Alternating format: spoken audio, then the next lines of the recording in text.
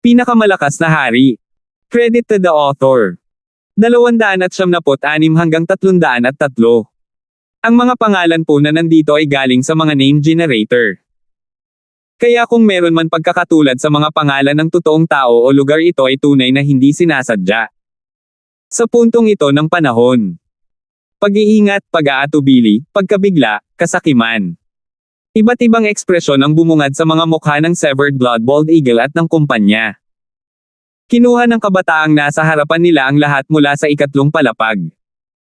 Hanggat pinatay nila siya, makukuha nila ang asensya ng Watermoon Treasury. Gayunpaman, ito rin ang naging problema. Ang isang True Spirit Realm at 2 kalahating hakbang na True Spirit Realm expert ay hindi man lang matalo ang brat na ito. Para lang siyang langgam sa 7th sky. Teka. Kailan siya nakarating sa kalahating hakbang na True Spirit Realm? Ang Severed Blood Bald Eagle at Azure Robe the Wisp ay puno ng panghihinayang at pag-aatubili. Umupo si Francis nang hindi gumagalaw sa 3-flower Treasured Lotus at nilinang. Ang pagtatanggol ng 3-flower Treasured Lotus ay mas malakas kaysa sa inaasahan. Tuwang-tuwa si Emerson Master. Noon lang, ginamit ni Francis ang Lotus para protektahan ang dalawa bago ilabas ang hypnotic na pabango, na pinilit na pansamantalang umatras ang tatlo.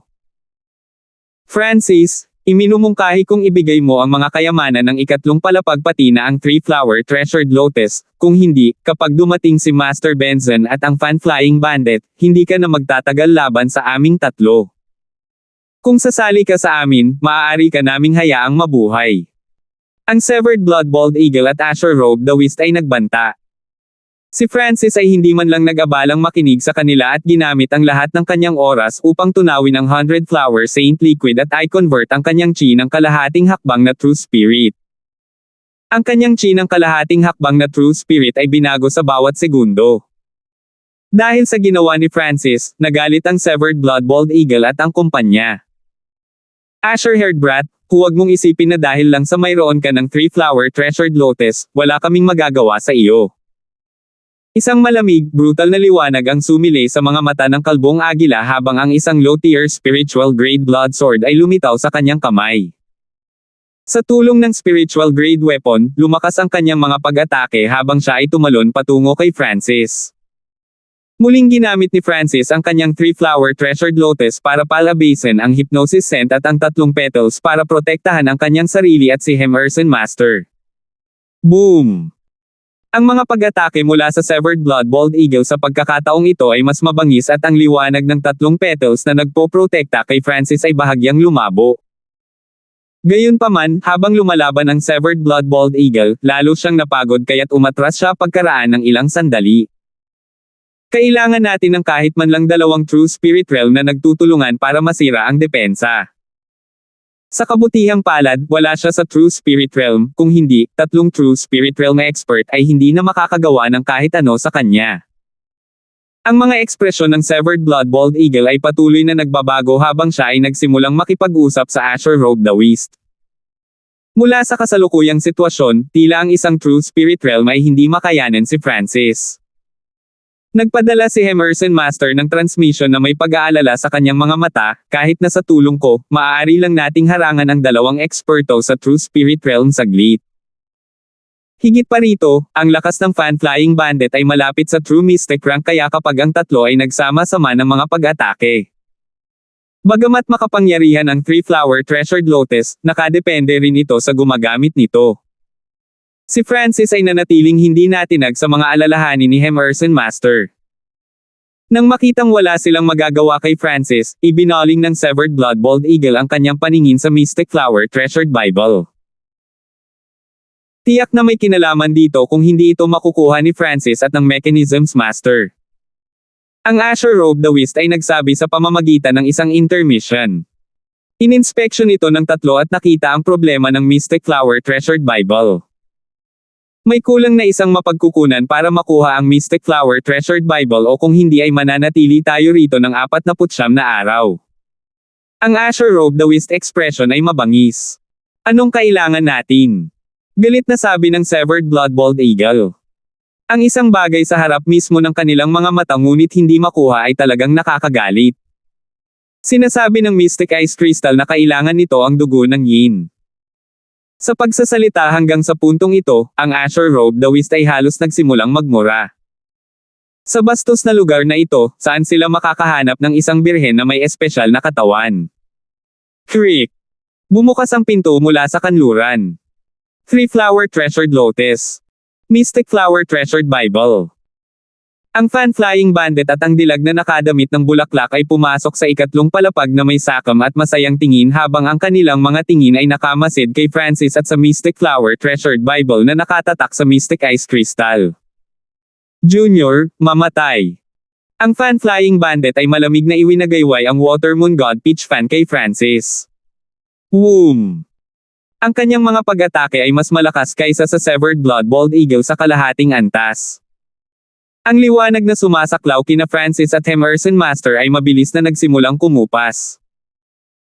Ang lakas ng fan-flying bandit ay malapit sa True Mystic rank at dahil pagmamayari niya ang isa sa Water Moon 4 treasures, ang Water Moon God Peach fan, kaya niyang sugpuin ang dalawang True Spirit Realm expert sa parehong oras. Sa kritikal na sandaling ito, ipinatong ni Emerson Master ang kanyang kamay sa balikat ni Francis at ibinuhos ang sarili niyang chi ng kalahating hakbang na True Spirit. Weng! Ang 3-flower treasured lotus ay muling nagliwanag. Emerson Master, tiyak na nalasan ka ng aking 9 deaths flower poison. Kasabay nito, inilabas ni Francis ang hypnosis at nagdulot din ng estress scent. Ang mga pabango mula sa 3-flower treasured lotus ay maaaring umabot sa mental energy ng isang tao at ang lakas nito ay batay sa mental energy ng kalaban. Paano mo napino ang 3-flower treasured lotus at naglabas ng dalawa sa mga pabango nito? Napaatras ang fan-flying bandit sa gulat. Bagamat nalabanan ito ng fan-flying bandit, ang bulaklak na nakadamit na kagandahan sa tabi niya ay hindi nakayanan at naghubad ito habang siya ay tumalon patungo sa kanya. Ang Severed Blood Bald Eagle ay nanunood mula sa gilid at walang nagawa. Kapag nakuha ng fan-flying bandit ang 3-flower treasured lotus, kahit na makipagtambalan ako kay Master Benson, mamamatay tayo. Naisip ng Severed Blood Bald Eagle. Creek. Sa sandaling ito ay bumukas ang pinto mula sa timog. Nagulat si Master Benson sa sitwasyon sa ikatlong palapag. Si Francis ay nakaupo sa gitna ngunit ang fan-flying bandit at kalbong agila ay hindi sumugod sa kanya at tila nag-iingat. Sa pagdating ng lahat ng tatlong eksperto sa True Spirit Realm, naging komplikado ang sitwasyon. Maaari kong patayin ang brat na ito sa aking lakas habang nagbabayad ng isang presyo, ngunit sa 2 taong ito. Ang fan-flying bandit ay nagbigay pansin sa 2 pang True Spirit Realms. Magagawa lamang ni Master Benson at ng Severed Blood Bald Eagle na labanan ang fan-flying bandit sa pamamagitan ng pakikipagtulungan. Umupo si Francis sa 3-flower treasured lotus at nagpatuloy sa paglilinang. Puno ng malamig na pawis si Emerson Master. Kung ang tatlong eksperto sa True Spirit Realm ay magsasama-sama, siya at si Francis ay hindi makakatagal ng 10 paghinga. Kailangan ng Mystic Flower Treasured Bible ang dugo ni Yin. Naningkit ang mga mata ni Master Benson. Ang mga kinakailangan na ito ay hindi madaling matupad. Ang kagandahang nakadamit ng bulaklak kasama ang fan-flying bandit ay tiyak na hindi birhen dahil nagmula siya sa 100-flower chapter of the Wicked Path. Itong sisiw.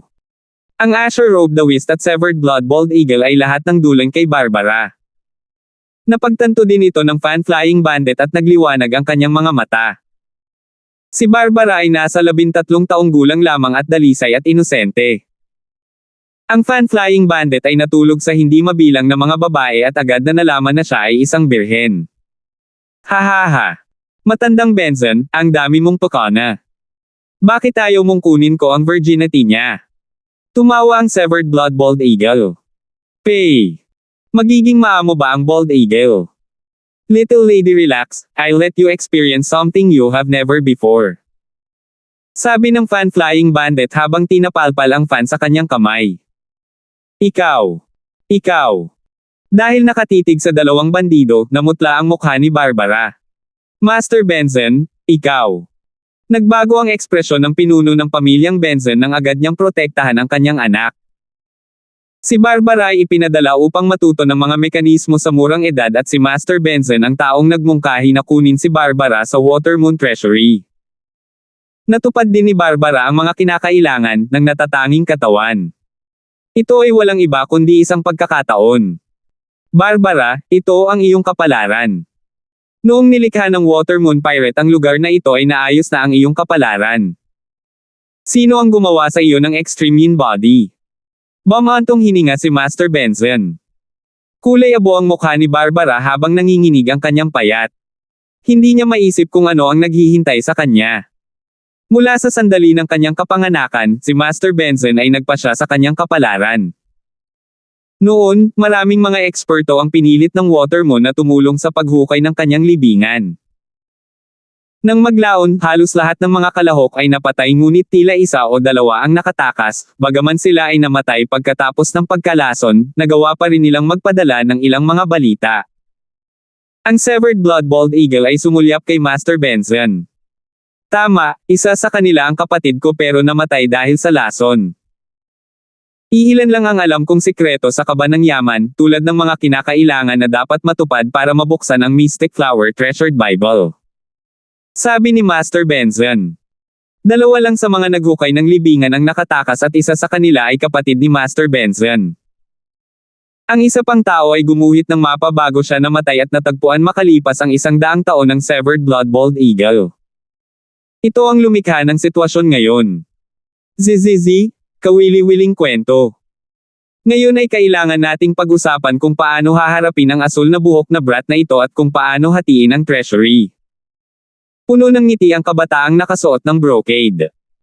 Natupad ang lahat ng mga kinakailangan at ang tanging magagawa ni Francis ay ipagtanggol. Nang magtulungan ang tatlo, walang problemang talunin siya. Higit pa rito, ang pangangailangan ng Mystic Flower Treasured Bible na Barbara ay hindi mahirap. It was just a matter of a sino. Kailangan muna nating patayin ang brat na ito kung hindi, kapag nakuha na ang Mystic Flower Treasured Bible at lumabas ang passage, makakatakas ang brat. Palihim na sabi ng dawis na nakasuot ng Asher. Sa totoo lang.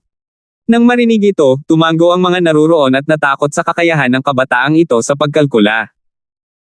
Gusto ng brat na ito na kunin natin ang Mystic Flower Treasured Bible at makatakas gamit ang kanyang 3-flower Treasured Lotus sa lalabas na CP.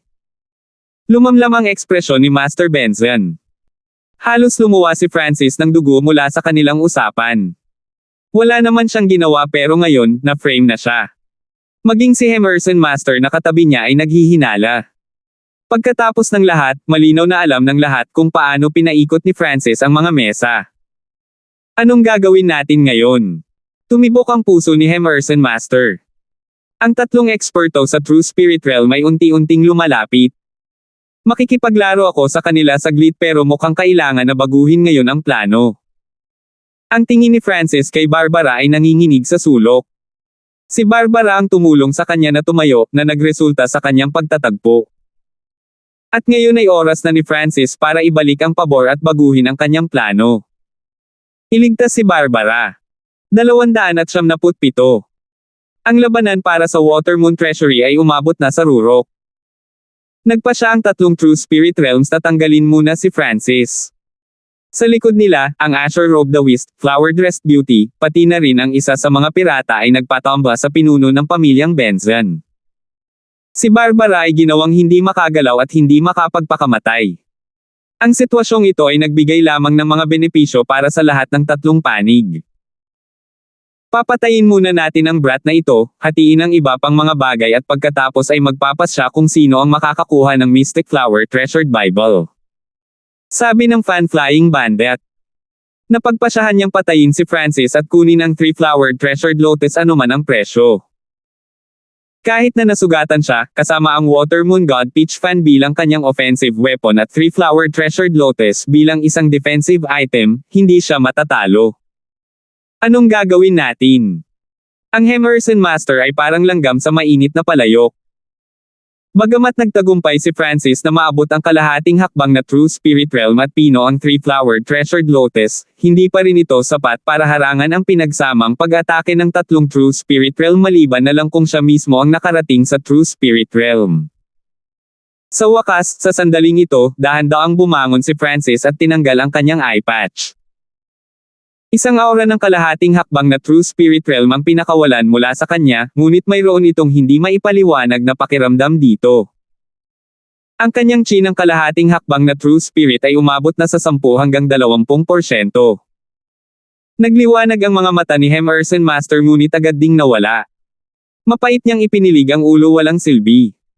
Sa mga tuntunin ng paglilinang, si Francis ay kapantay ng Emerson Master. Ngunit kahit na umabot sa 70% ang chi ng kalahating hakbang na True Spirit Realm, hindi pa rin ito ang True Spirit Realm. Hahaha. Blue-haired brat, gusto mo pa bang lumaban? Dinilaan ng Severed Blood Bald Eagle ang kanyang mga labi. Zizi, maaari mong ipakita ang lahat ng iyong mga nakatagong card ngayon.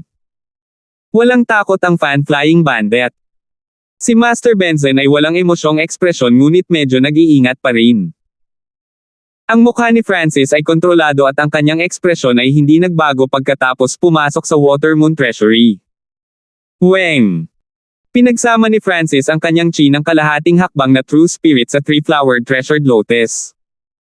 Agad na lumiwanag ang 3 petals at pinrotektahan sina Francis at Emerson Master. Mapait na ngumiti si Emerson Master at inilagay ang kanyang True Force sa katawan ni Francis. Guru, maaari mo bang iligtas ang ginang Benson kapag ang tamang oras? Ang boses ni Francis ay lumitaw sa isip ni Emerson Master.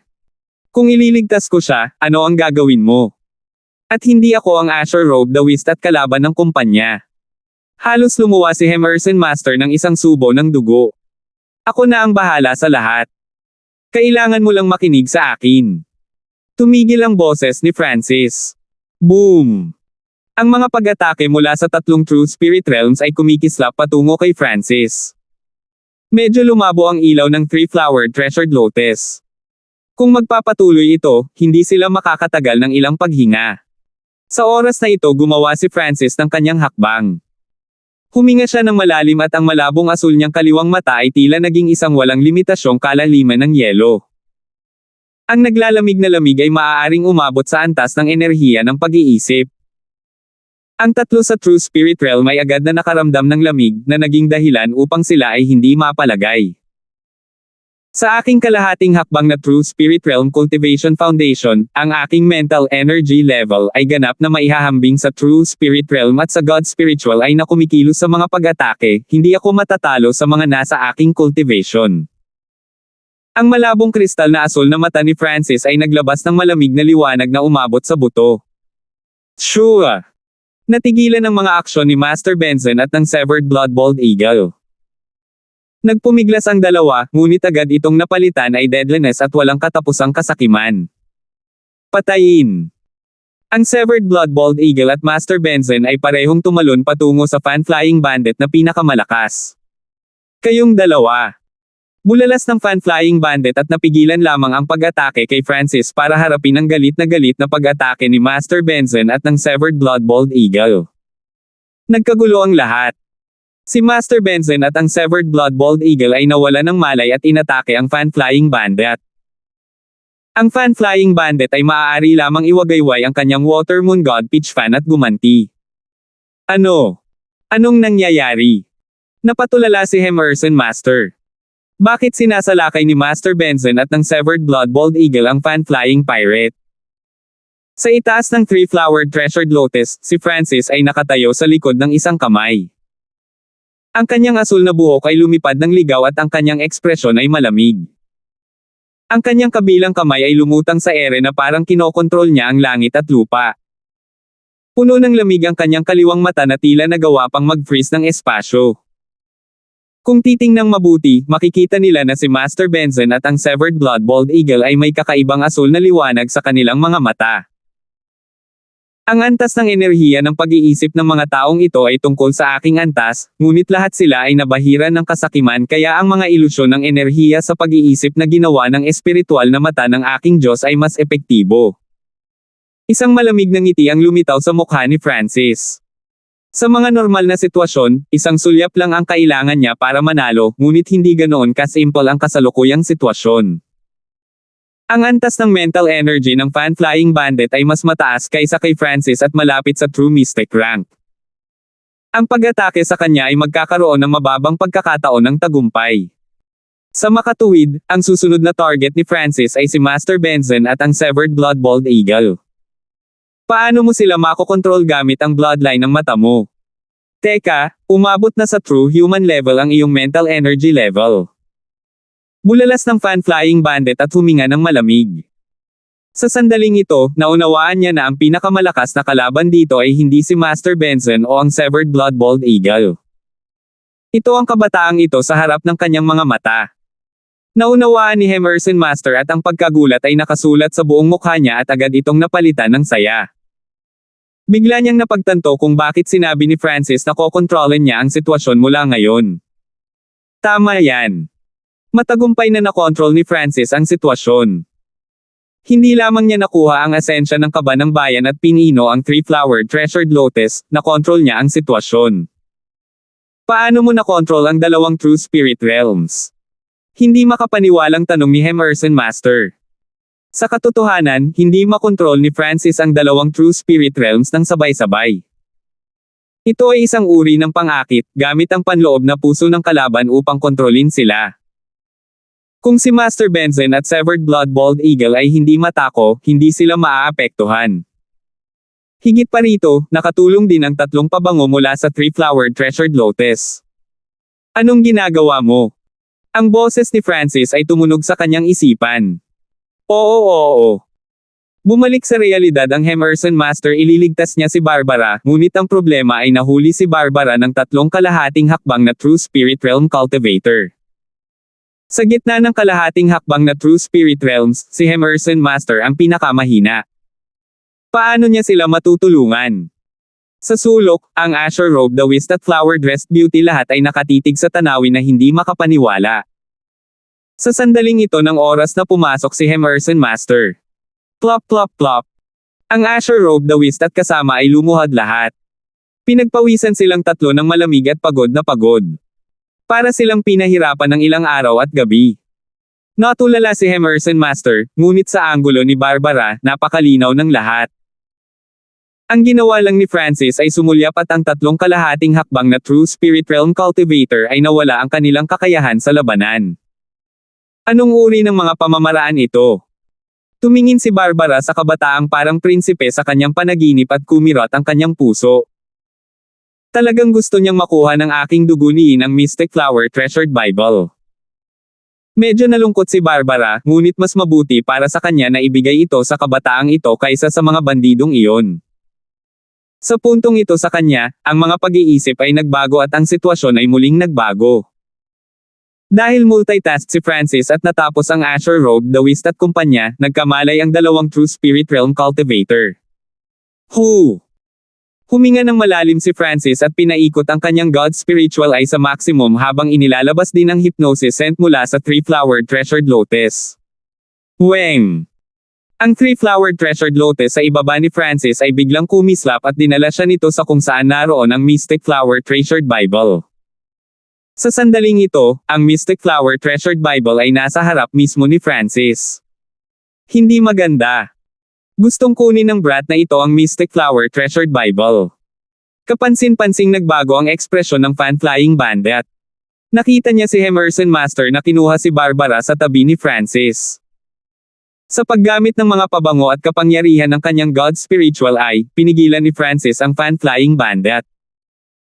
Naluluha ang mga mata ni Barbara habang nakatingin sa asul na buhok na binata na kumokontrol sa sitwasyon. Hindi na kailangan ni Francis na gumamit ng puwersa, ang isa sa mga pabango ay maaaring magdulot ng stress at ito ay isang bagay na maaaring makaapekto sa mga nasa True Spirit Realm. Gayunpaman, ginawa rin ni Barbara ang kanyang mental na paghahanda. Ang kabataang ito ay may dugong mata at dugong marangal. Siya ang kumuha sa kanya mula sa bibig ng mga tigre. Kung talagang kailangan niyang mawala ang kanyang virginity, pipiliin niya si Francis sa mga taong naruroon. Maliliit na kapatid.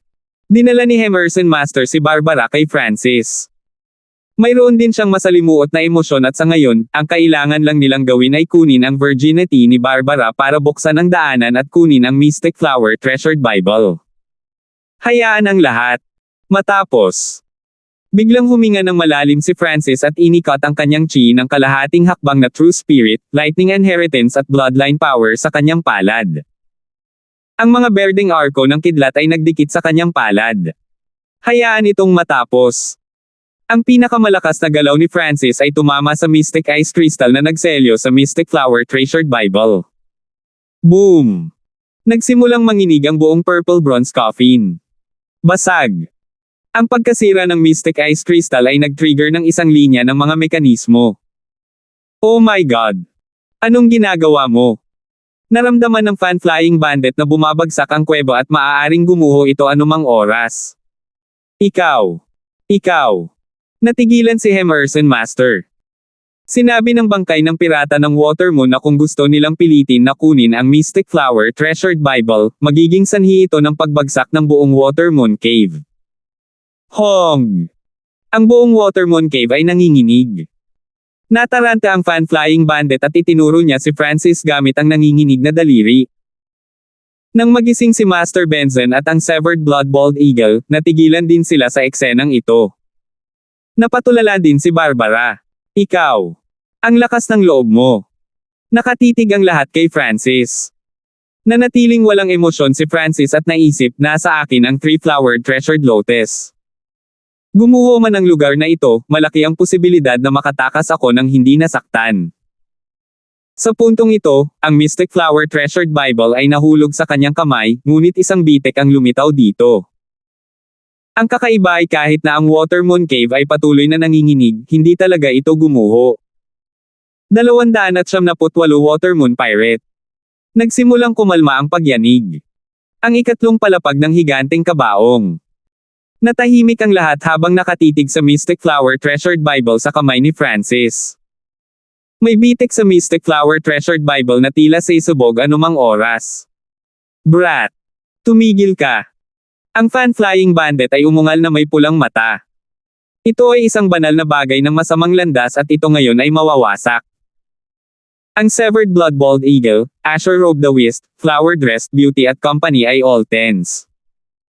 Bilang isang wicked martial art, kinuha ng Mystic Flower Treasured Bible si Yin upang lagyang muli ang yang at maaari nitong mapataas ang antas ng cultivation ng mabilis.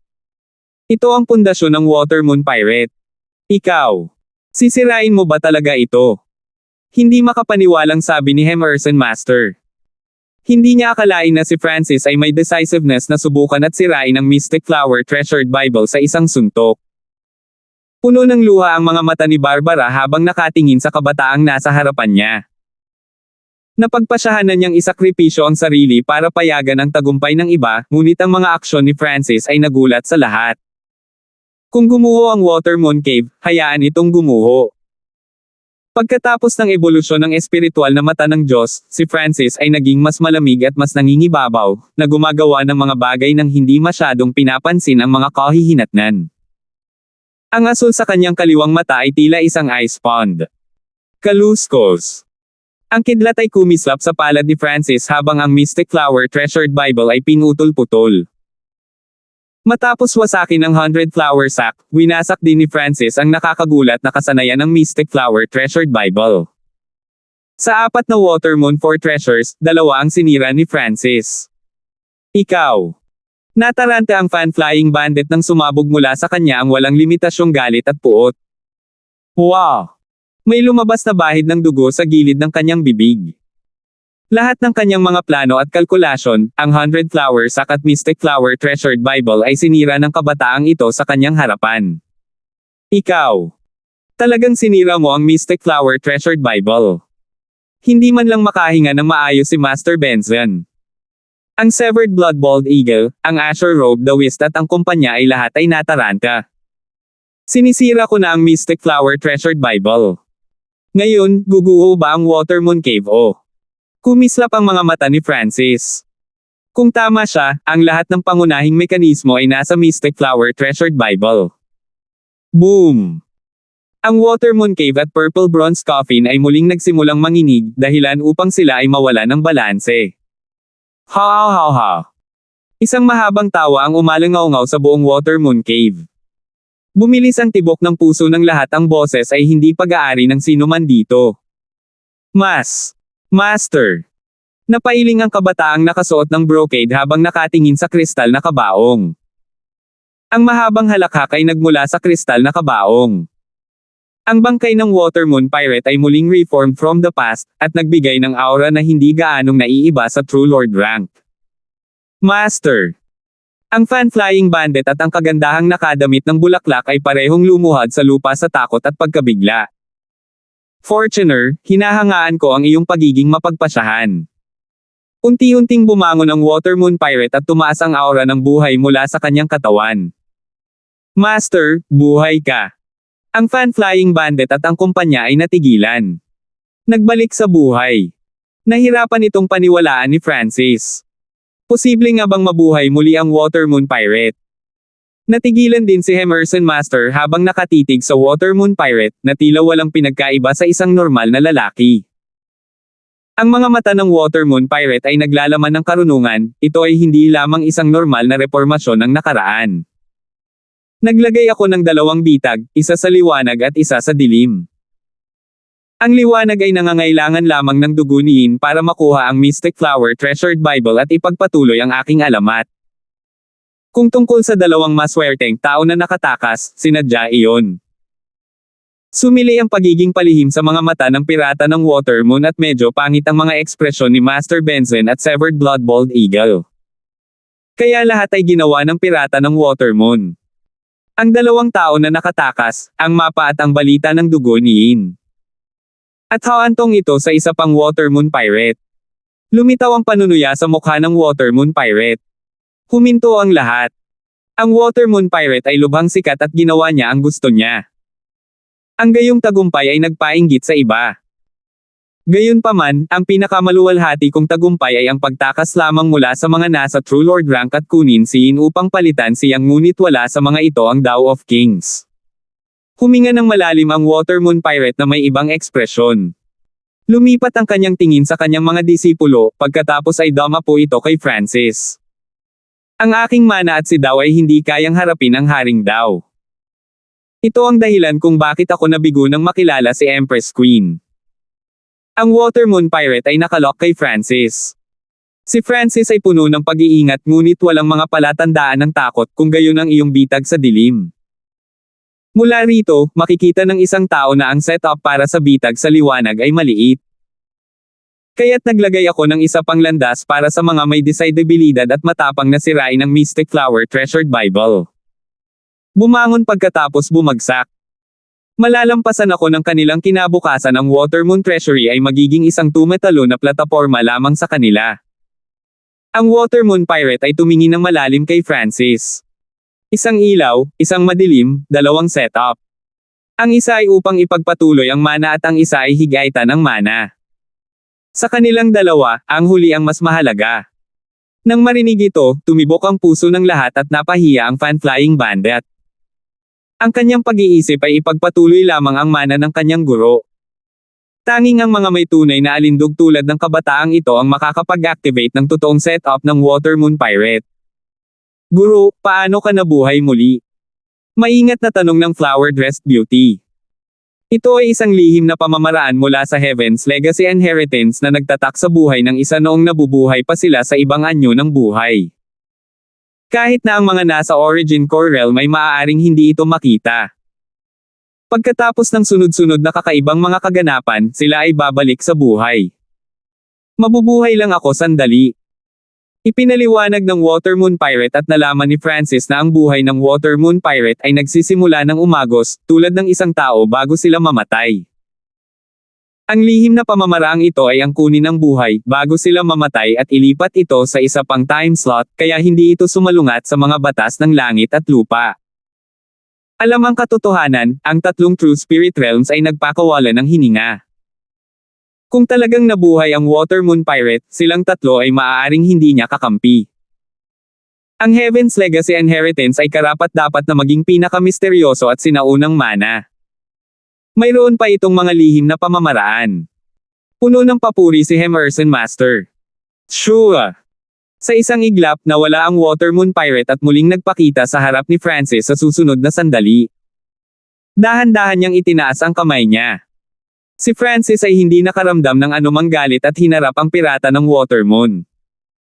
Ang buhay ng Watermoon Pirate ay kumukupas at si Francis ay hindi natakot na gumamit ng mga lihim na diskarte sa enerhiya ng pag-iisip upang nakawin ang kanyang katawan. Inabot ng Watermoon ang pirata at tinapik si Francis habang dumaloy ang alon ng purong enerhiya sa katawan ng huli. Ano? Ito ang pinagmumula ng tunay na espiritu.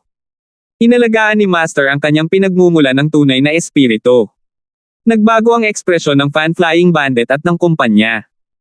Ang pinagmumula ng tunay na espiritu ang pundasyon ng kapangyarihan ng mga nasa True Spirit Realm. Doon nanatili ang chi ng True Spirit. Ang cultivation ng Watermoon Pirate ay malapit sa True Lord rank at kahit na siya ay nasealed sa loob ng 100 taon at may nawala na enerhiya, mas malakas pa rin ito kaysa sa isang normal na True Mystic rank. Ito na kaya ang maalamat na imbuing cultivation skill. Hindi gumalaw si Francis at ginamit niya ang kanyang God Spiritual ay para makita ang mga pagbabago sa kanyang katawan. Ang Watermoon Pirate ay hindi direktang pinagsama ang kanyang Source of True Spirit sa katawan ni Francis dahil mayayanig nito ang pundasyon ng huli. Una niyang ginamit ang kanyang Source of True Spirit para linisin ang katawan ni Francis at buksan ang kanyang mga meridian. Pagkatapos ay tinatakan niya ang karamihan ng enerhiya sa kaibuturan ng dantian ni Francis. Ang selyong ito ay lubhang mahiwaga at maaari nitong gawing ibang anyo ang enerhiya. Naramdaman ni Francis na ang kanyang chi ng kalahating hakbang na True Spirit ay umabot na sa 50% at hindi nito masisira ang pundasyon ni Francis. Una, ang level ng mental energy ni Francis ay sapat na mataas, kaya posible para sa kanya na kontrolin pa ang chi ng True Spirit kung ang dami ay hindi malaki. Pangalawa, binuksan ng Watermoon Pirate ang kanyang mga meridian, dantian at mga katangian ng katawan. Napakataas ng iyong mental energy. Kung payag ka, matutulungan kitang makapasok sa True Spirit Realm. Masayang sabi ng pirata ng Watermoon.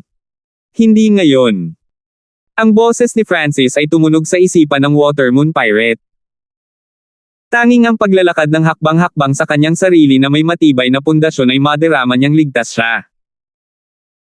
Ang Watermoon Pirate ay huminto bago itinaas ang kanyang ulo upang tumawa, mabuti, minamaliit kita. Sa napakalaking pinagmumula ng enerhiya ng pag-iisip at isang malakas na linya ng dugo sa mata, kahit na walang Watermoon Treasury, ang iyong hinaharap ay madaling malampasan ang akin. Di nagtagal, ang pinagmumula ng tunay na espiritu ng Watermoon Pirate ay nabuklod sa katawan ni Francis at ang chi ng kalahating hakbang na True Spirit ni Francis ay umabot sa 50 hanggang 60% na higit pa sa Emerson Master. Sa sandaling ito, 80 hanggang 70% ng buhay mula sa katawan ng pirata ng Watermoon ay kupas. May isa pang sikreto. Huwag lumaban gamit ang iyong mental energy. Ang tinig ng Watermoon Pirate ay tumunog sa ulo ni Francis. Kinokontrol ni Francis ang kanyang mental energy at isang source ng impormasyon ang pumasok sa kanyang isip. Ang impormasyong ito ay nauugnay sa Heaven's Legacy Inheritance at may kasamang ilang script ng mekanismo at isang mapa. Mapa ng Heaven's Legacy. Nagulat si Francis at halos magsalita ng malakas. Ito ay ninakaw mula sa Imperials. May kabuuang 48 script at bawat script ay naglalaman ng ilang mga lihim ng Heaven's Legacy Inheritance. Ipinaliwanag ng pirata ng Watermoon. Matapos gawin ang lahat ng ito, nanlalabo ang mga mata ng mga pirata ng Watermoon habang umabot sa limitasyon ng kanyang buhay. Bumalik siya sa kristal na kabaong at ibinaling ang kanyang tingin sa kabataang nakabrocade at nakadamit na bulaklak na babae, Jenner, Yar. Guro. Magalang na sabi ng Fan-Flying Bandit at Flower-Dressed Girl. Bagamat namatay na ang pirata ng Watermoon, hindi dapat talikuran ang dignidad ng kanilang guro. Tandaan na huwag kang maging kaaway. Kung gusto mo, maaari kang maging mga lingkod niya. Ito ang aking kalooban at payo. Pagkasabi nito, natapos ang buhay ng Watermoon Pirate at ipinikit niya ang kanyang mga mata. Boom! Ang buong Watermoon Cave ay biglang nagsimulang manginig at lumubog pababa. Isang malaking nagniningning na berdeng tansong pinto ang lumitaw sa ibabaw ng lahat. Huwag mo siyang kaaway. Gawin mo kaming utusan ng brat na ito. Paano ito posible? Ang kabataang nakasuot ng brocade at babaeng nakadamit ng bulaklak ay kalahating lumuhod sa lupa habang sumilay sa kanilang mga mata ang paghamak at lamig. Malinaw na hindi nila isinasapuso ang kalooban at payo ng Watermoon Pirate. 279. Ang Watermoon Cave ay patuloy na nanginginig, at sa pagkakataong ito ay totoo. Ang lihim na kuweba ay lulubog nga sa ilalim ng ilog at ang tanging labasan ay ang nagniningning na berdeng tansong pinto. Umalis muna kayo. Si Francis, na pinakamalapit sa labasan, ay pinalabas muna sina Emerson Master at Barbara. Pagkatapos nito, hinaronggan niya ang labasan kasama ang three-flowered treasured lotus. Francis, ano ang gusto mong gawin? Nagbago ang ekspresyon ni Master Benson at Severed Blood Bald Eagle. Ngayong natanggap na ni Francis ang source ng True Spirit mula sa Watermoon Pirate, malamang na tumaas ang kanyang lakas. Kung talagang gusto niyang harangan ang labasan, maaari niyang gamitin ang kanyang God Spiritual Eye at three-flowered treasured lotus para manatili ang ilan sa kanila. Masyadong nakamamatay ang hakbang na ito. Kahit sa sandaling bago siya umalis, kontrolado pa rin niya ang sitwasyon. Francis, sinabi na sa amin ni Master sa kanyang kalooban na huwag kang kalabanan. Agad na sabi ng babaeng nakasuot ng bulaklak. Sa pagguho ng Watermoon Cave, maging ang mga nasa True Spirit Realm ay hindi kumpiyansa sa pag-atres ng ganap na hindi nasaktan. Sa kabilang banda, si Francis ay mayroong three-flowered treasured lotus na may malakas na depensa at maaaring lumipad sa paligid. Francis, umalis ka na. Hindi ka namin sasaktan. Malalim na sabi ng fan-flying bandit. Bagamat hindi nila isinasapuso ang mga salita ng Watermoon Pirate, ang kasalukuyang sitwasyon ay hindi maganda para sa kanila. Kung tumayo si Francis sa labasan at hinaronggan ang dalawa pang eksperto sa True Spirit Realm, may pagkakataon na tapusin silang lahat. Oo, Francis, hindi nakilala ng isang ito ang Mount Tai. Mangyaring hayaan mo kaming mabuhay. Sabi ni Master Benson, natalo. Nang nabuhay muli ang Watermoon Pirate at sinabi sa kanila ang bitag ng dilim, naunawaan niyang natalo siya. Sa mga tuntunin ng skimang, siya at ang Severed Blood Bald Eagle ay nalinlang ng pirata ng Watermoon 100 taon na ang nakalilipas. Sa mga tuntunin ng karunungan, natalo sila kay Francis. Sa mga tuntunin ng kontrol, kung gaano kalayo ang kanilang nakita, madaling nalampasan sila ni Francis at kahit ang Watermoon Pirate ay pinuri siya. Siyempre, ang pinakamahalaga ay ang lakas ni Francis. Kahit na makipagtambalan ako kay Master Benson, makokontrol pa rin tayo ng kanyang bloodline ng mata at gagamitin bilang sibat. Isang mapait na ngiti ang lumitaw sa Severed Blood Bald Eagle. Ang dalawa sa kanila ay nawalan ng lakas ng loob na labanan si Francis. Habang nanunood sila mula sa malayo, nakita pa nila ang kalooban ng Watermoon Pirate. Bilang isang maalamat na figure, paano pagdududahan ang karunungan at pangitain ng Watermoon Pirate? Sa puntong ito, may kakayahan si Francis na umatras kung gusto niya. Ang espiritual na mata ng kanyang Diyos ay nag-scan sa paligid na may kapangyarihan upang masusing suriin ang lahat. Nakita niya ang mga emosyonal na pagbabago ng Severed Blood Bald Eagle at Master Benson, pati na rin kung paano hindi sumunod ang fan-flying bandit at ang kumpanya sa kanilang master. Umalis muna kayo. Medyo lumayo si Francis at hinayaan si Master Benson at ang Severed Blood Bald Eagle na umalis. Oo. Naramdaman ng grupo na parang nakalaya sila sa kamatayan at dumaan sa labasan, naiwan si Francis na humaharang sa huling dalawa. Anak, huwag mong itulak ang iyong sarili ng masyadong malayo. Kahit na mayroon kang three-flowered treasured lotus at master source of true spirit, hindi mo maaabot ang true spirit realm sa maikling panahon, kaya hindi ka magiging kapareha ko. Mahinang sabi ng fan-flying bandit. Sa usapin ng labanan, hindi siya natakot kay Francis at naniniwala siyang may 80 hanggang 70% na tsansa siyang manalo. Gayunpaman, ang problema ay ang Watermoon Cave ay gumuho at kung ito ay masama, lahat ng mga ito ay ililibing dito sa kailaliman ng ilog. Dahil sa Watermoon Pirate, hahayaan ko kayong mabuhay. Ang three-flowered treasured lotus sa ilalim ng mga paa ni Francis ay kumislap at dinala siya nito sa labasan. Hu! Saka lamang nagpakawala ng hininga ang fan-flying bandit at ang kumpanya. Kung talagang gustong harangan ni Francis ang labasan, tiyak na makakapigil siya ng 12-dosenang paghinga gamit ang kanyang God's Spiritual Eye at 3-flowered Treasured Lotus. Sa oras na iyon, ang Watermoon Cave ay guguho at malamang na mamatay sila. Sure! Kaagad, lumitaw si Francis sa himpapawid ng baybayin. Ang berdeng bronze na pinto ay naglalaman ng isang maikling distansya na teleportation array at pagkatapos na mag-aral ng array, malinaw na alam ito ni Francis.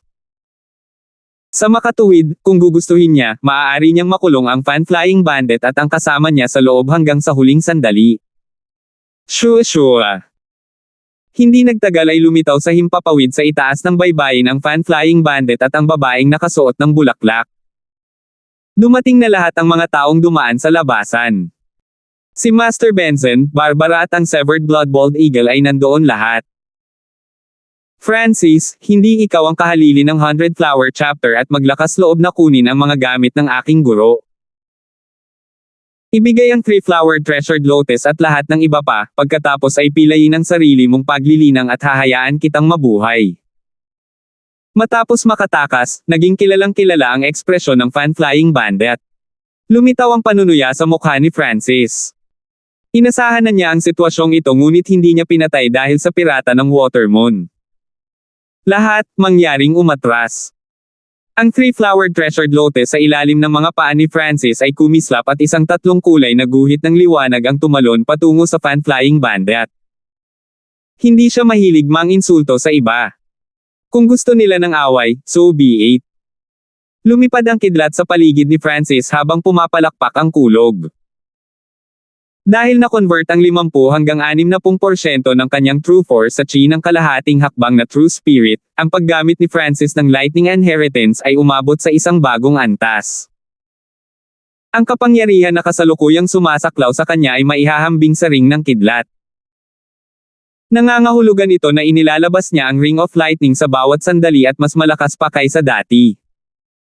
Ang babaeng nakadamit ng bulaklak ay agad na nawala ng lakas. Ang fan-flying bandit ay umungal habang winuwagayway niya ang kanyang Watermoon God Peach fan, nagpapadala ng nakakatakot na alon ng hangin na naghiwa-hiwa ng mga puno sa malapit. Boom! Ang dalawang malakas na sagupaan ng enerhiya ay nag-intertwine sa hangin. Ang mga alon na 12-dosenang yarda ang taas ay sumabog mula sa lawa at ang kalapit na Master Benson at Severed Blood Bald Eagle ay nakapag-click lang sa kanilang mga dila. Ang lakas na ipinakita ni Francis ngayon ay ganap na maihahambing sa True Human rank. Ang chi ng kalahating hakbang na True Spirit ay talagang iba sa normal na True Force. Nagamit na ang lahat ng unang palapag ng Lightning Inheritance. Tumango si Francis. Siyempre, kapag umatake siya, kailangan pa rin niyang pagsamahin ang kanyang bloodline power dahil ang lakas ng fan-flying bandit ay mas malakas kaysa sa isang normal na True Human rank expert. Bola ng kidlat. Isang bola ng kidlat ang nagsimulang mamuo sa palad ni Francis at agad itong ibinato sa fan-flying bandit. Ang fan-flying bandit ay nagngangalit ang kanyang mga ngipin at nag-counter-attack ngunit walang epekto. Sa mga tuntunin ng pagkakasala, mayroon siyang Watermoon God Peach fan at halatang mas malakas kaysa kay Francis. Gayunpaman, taglay ni Francis ang 3-flowered treasured lotus, na ang malakas na defensive at support power ay sumalungat sa kanya. Sa Watermoon 4 treasures, ang 3-flowered treasured lotus ang pinakamahalaga at perpektong sinalungat nito ang Watermoon God Peach fan. Fuck! Hindi ko pa napino ang Watermoon God Peach fan, kaya hindi ko magagamit ang lahat ng lakas nito. Ang cultivation at husay sa pakikipaglaban ng fan-flying bandit ay lumampas sa mga normal na eksperto sa True Spirit Realm, ngunit hindi pa rin niya kinaya si Francis. Kapag siya ay napakalapit, ang pabango na inilabas mula sa 3-flowered treasured lotus ay magiging sanhi ng kanyang pagkapagod. Habang nagpapatuloy ang labanan, nasanay na si Francis sa 3-flowered treasured lotus. Bagamat ang 3-flowered treasured lotus ay walang anumang offensive na kakayahan, nagbigay ito sa kanya ng mas mahusay na depensa at paggalaw. Kahit na gumamit siya ng kapangyarihan na katulad ng sa antas ng True Spirit Realm at kayang kontrahin ang Fan-Flying Bandit sa pamamagitan ng pag-asa sa kanyang Three-Flowered Treasured Lotus, ang kanyang tunay na cultivation ay nasa kalahating hakbang lamang na True Spirit Realm at hindi niya mabilis na ma-absorb ang Heaven Earth Yuan Chi, kaya hindi siya dapat magtagal. Malalim na sabi ni Master Benson. Ang paggamit ng kapangyarihan mula sa ibang antas, bagamat bihirang makita, ay hindi magagamit ng matagal. Gayunpaman, medyo iba ang sitwasyon ni Francis. Maaaring mapataas ng kanyang bloodline power ang kanyang battle power at hinanap ng kanyang god spiritual ay ang mga flaws ng Fan-Flying Bandit. Ito ang pangunahing punto. Sa loob ng dantiya ni Francis ay ang Water Moon Pirate Source of True Spirit at kapag nauubusan na ang kanyang enerhiya, may kaunting enerhiya na lalabas mula sa Source of True Spirit. Sa makatuwid, ang pagtitiis ni Francis ay mas malakas kaysa sa kanyang inaasahan. Pagkaraan ng ilang sandali, ang Fan-Flying Bandit ang napagod sa hypnotic scent. Ito na ang pagkakataon. Isang malamig na liwanag ang sumilay sa mga mata ni Francis. Sure! Isang tatlong kulay na liwanag ang kumikislap at si Francis ay lumitaw sa harap ng Fan-Flying Bandit habang dinaragdagan ang dami ng hypnotic scent na inilabas. Ikaw! Aatake na sana ang Fan-Flying Bandit ngunit huminto siya nang bigla niyang nakita ang isang malamig na asul na mata. Kumalabog ang puso niya at agad na nagpumiglas. Isang kakaibang kapangyarihan na nabuo mula sa mental na enerhiya ang walang humpay na humihila sa kanyang kamalayan. Sa normal na mga pangyayari, ang Fan-Flying Bandit ay makakalaban. Gayunpaman, pagkatapos ng laban na ito, siya ay napagod dahil sa hypnotic na amoy. Sa ganitong distansya, binuksan ni Francis ang kanyang God Spiritual Eye at hinaila siya sa kulungan ng enerhiya ng pag-iisip. Sa isang ice blow na dimensyon. Ang Fan-Flying Bandit ay ginapos ng mga arko ng berdeng kidlat. Ikaw. Paano ito posible? Ang Fan-Flying Bandit ay nagpumiglas at sa wakas ay nagsimulang magpanik. Sa na-upgrade na bersyon ng God Spiritual Eye, 10 oras dito ay isang hininga sa labas ng mundo. Sa totoong mundo, isang buntong hininga ang lumipas. Ang Fan-Flying Bandit ay nakipaglaban at sa wakas ay nakatakas mula sa bilangguan ng enerhiya ng pag-iisip. Shoo! Isang arko ng kidlat ang dumaan sa kanya. Sumigaw ang Fan-Flying Bandit na kakagising lang. Ang kanyang kanang braso ay hiniwa ni Francis at tumalsik ang dugo kung saan-saan.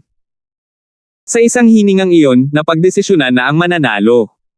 Sa sandaling ito, ang Fan-Flying Bandit ay mahina, walang magawa, at nawalan ng kanang braso. Si Master Benson at Severed Blood Bald Eagle, na nanonood, ay huminga ng malamig habang ang kanilang puso ay tumibok ng mabilis.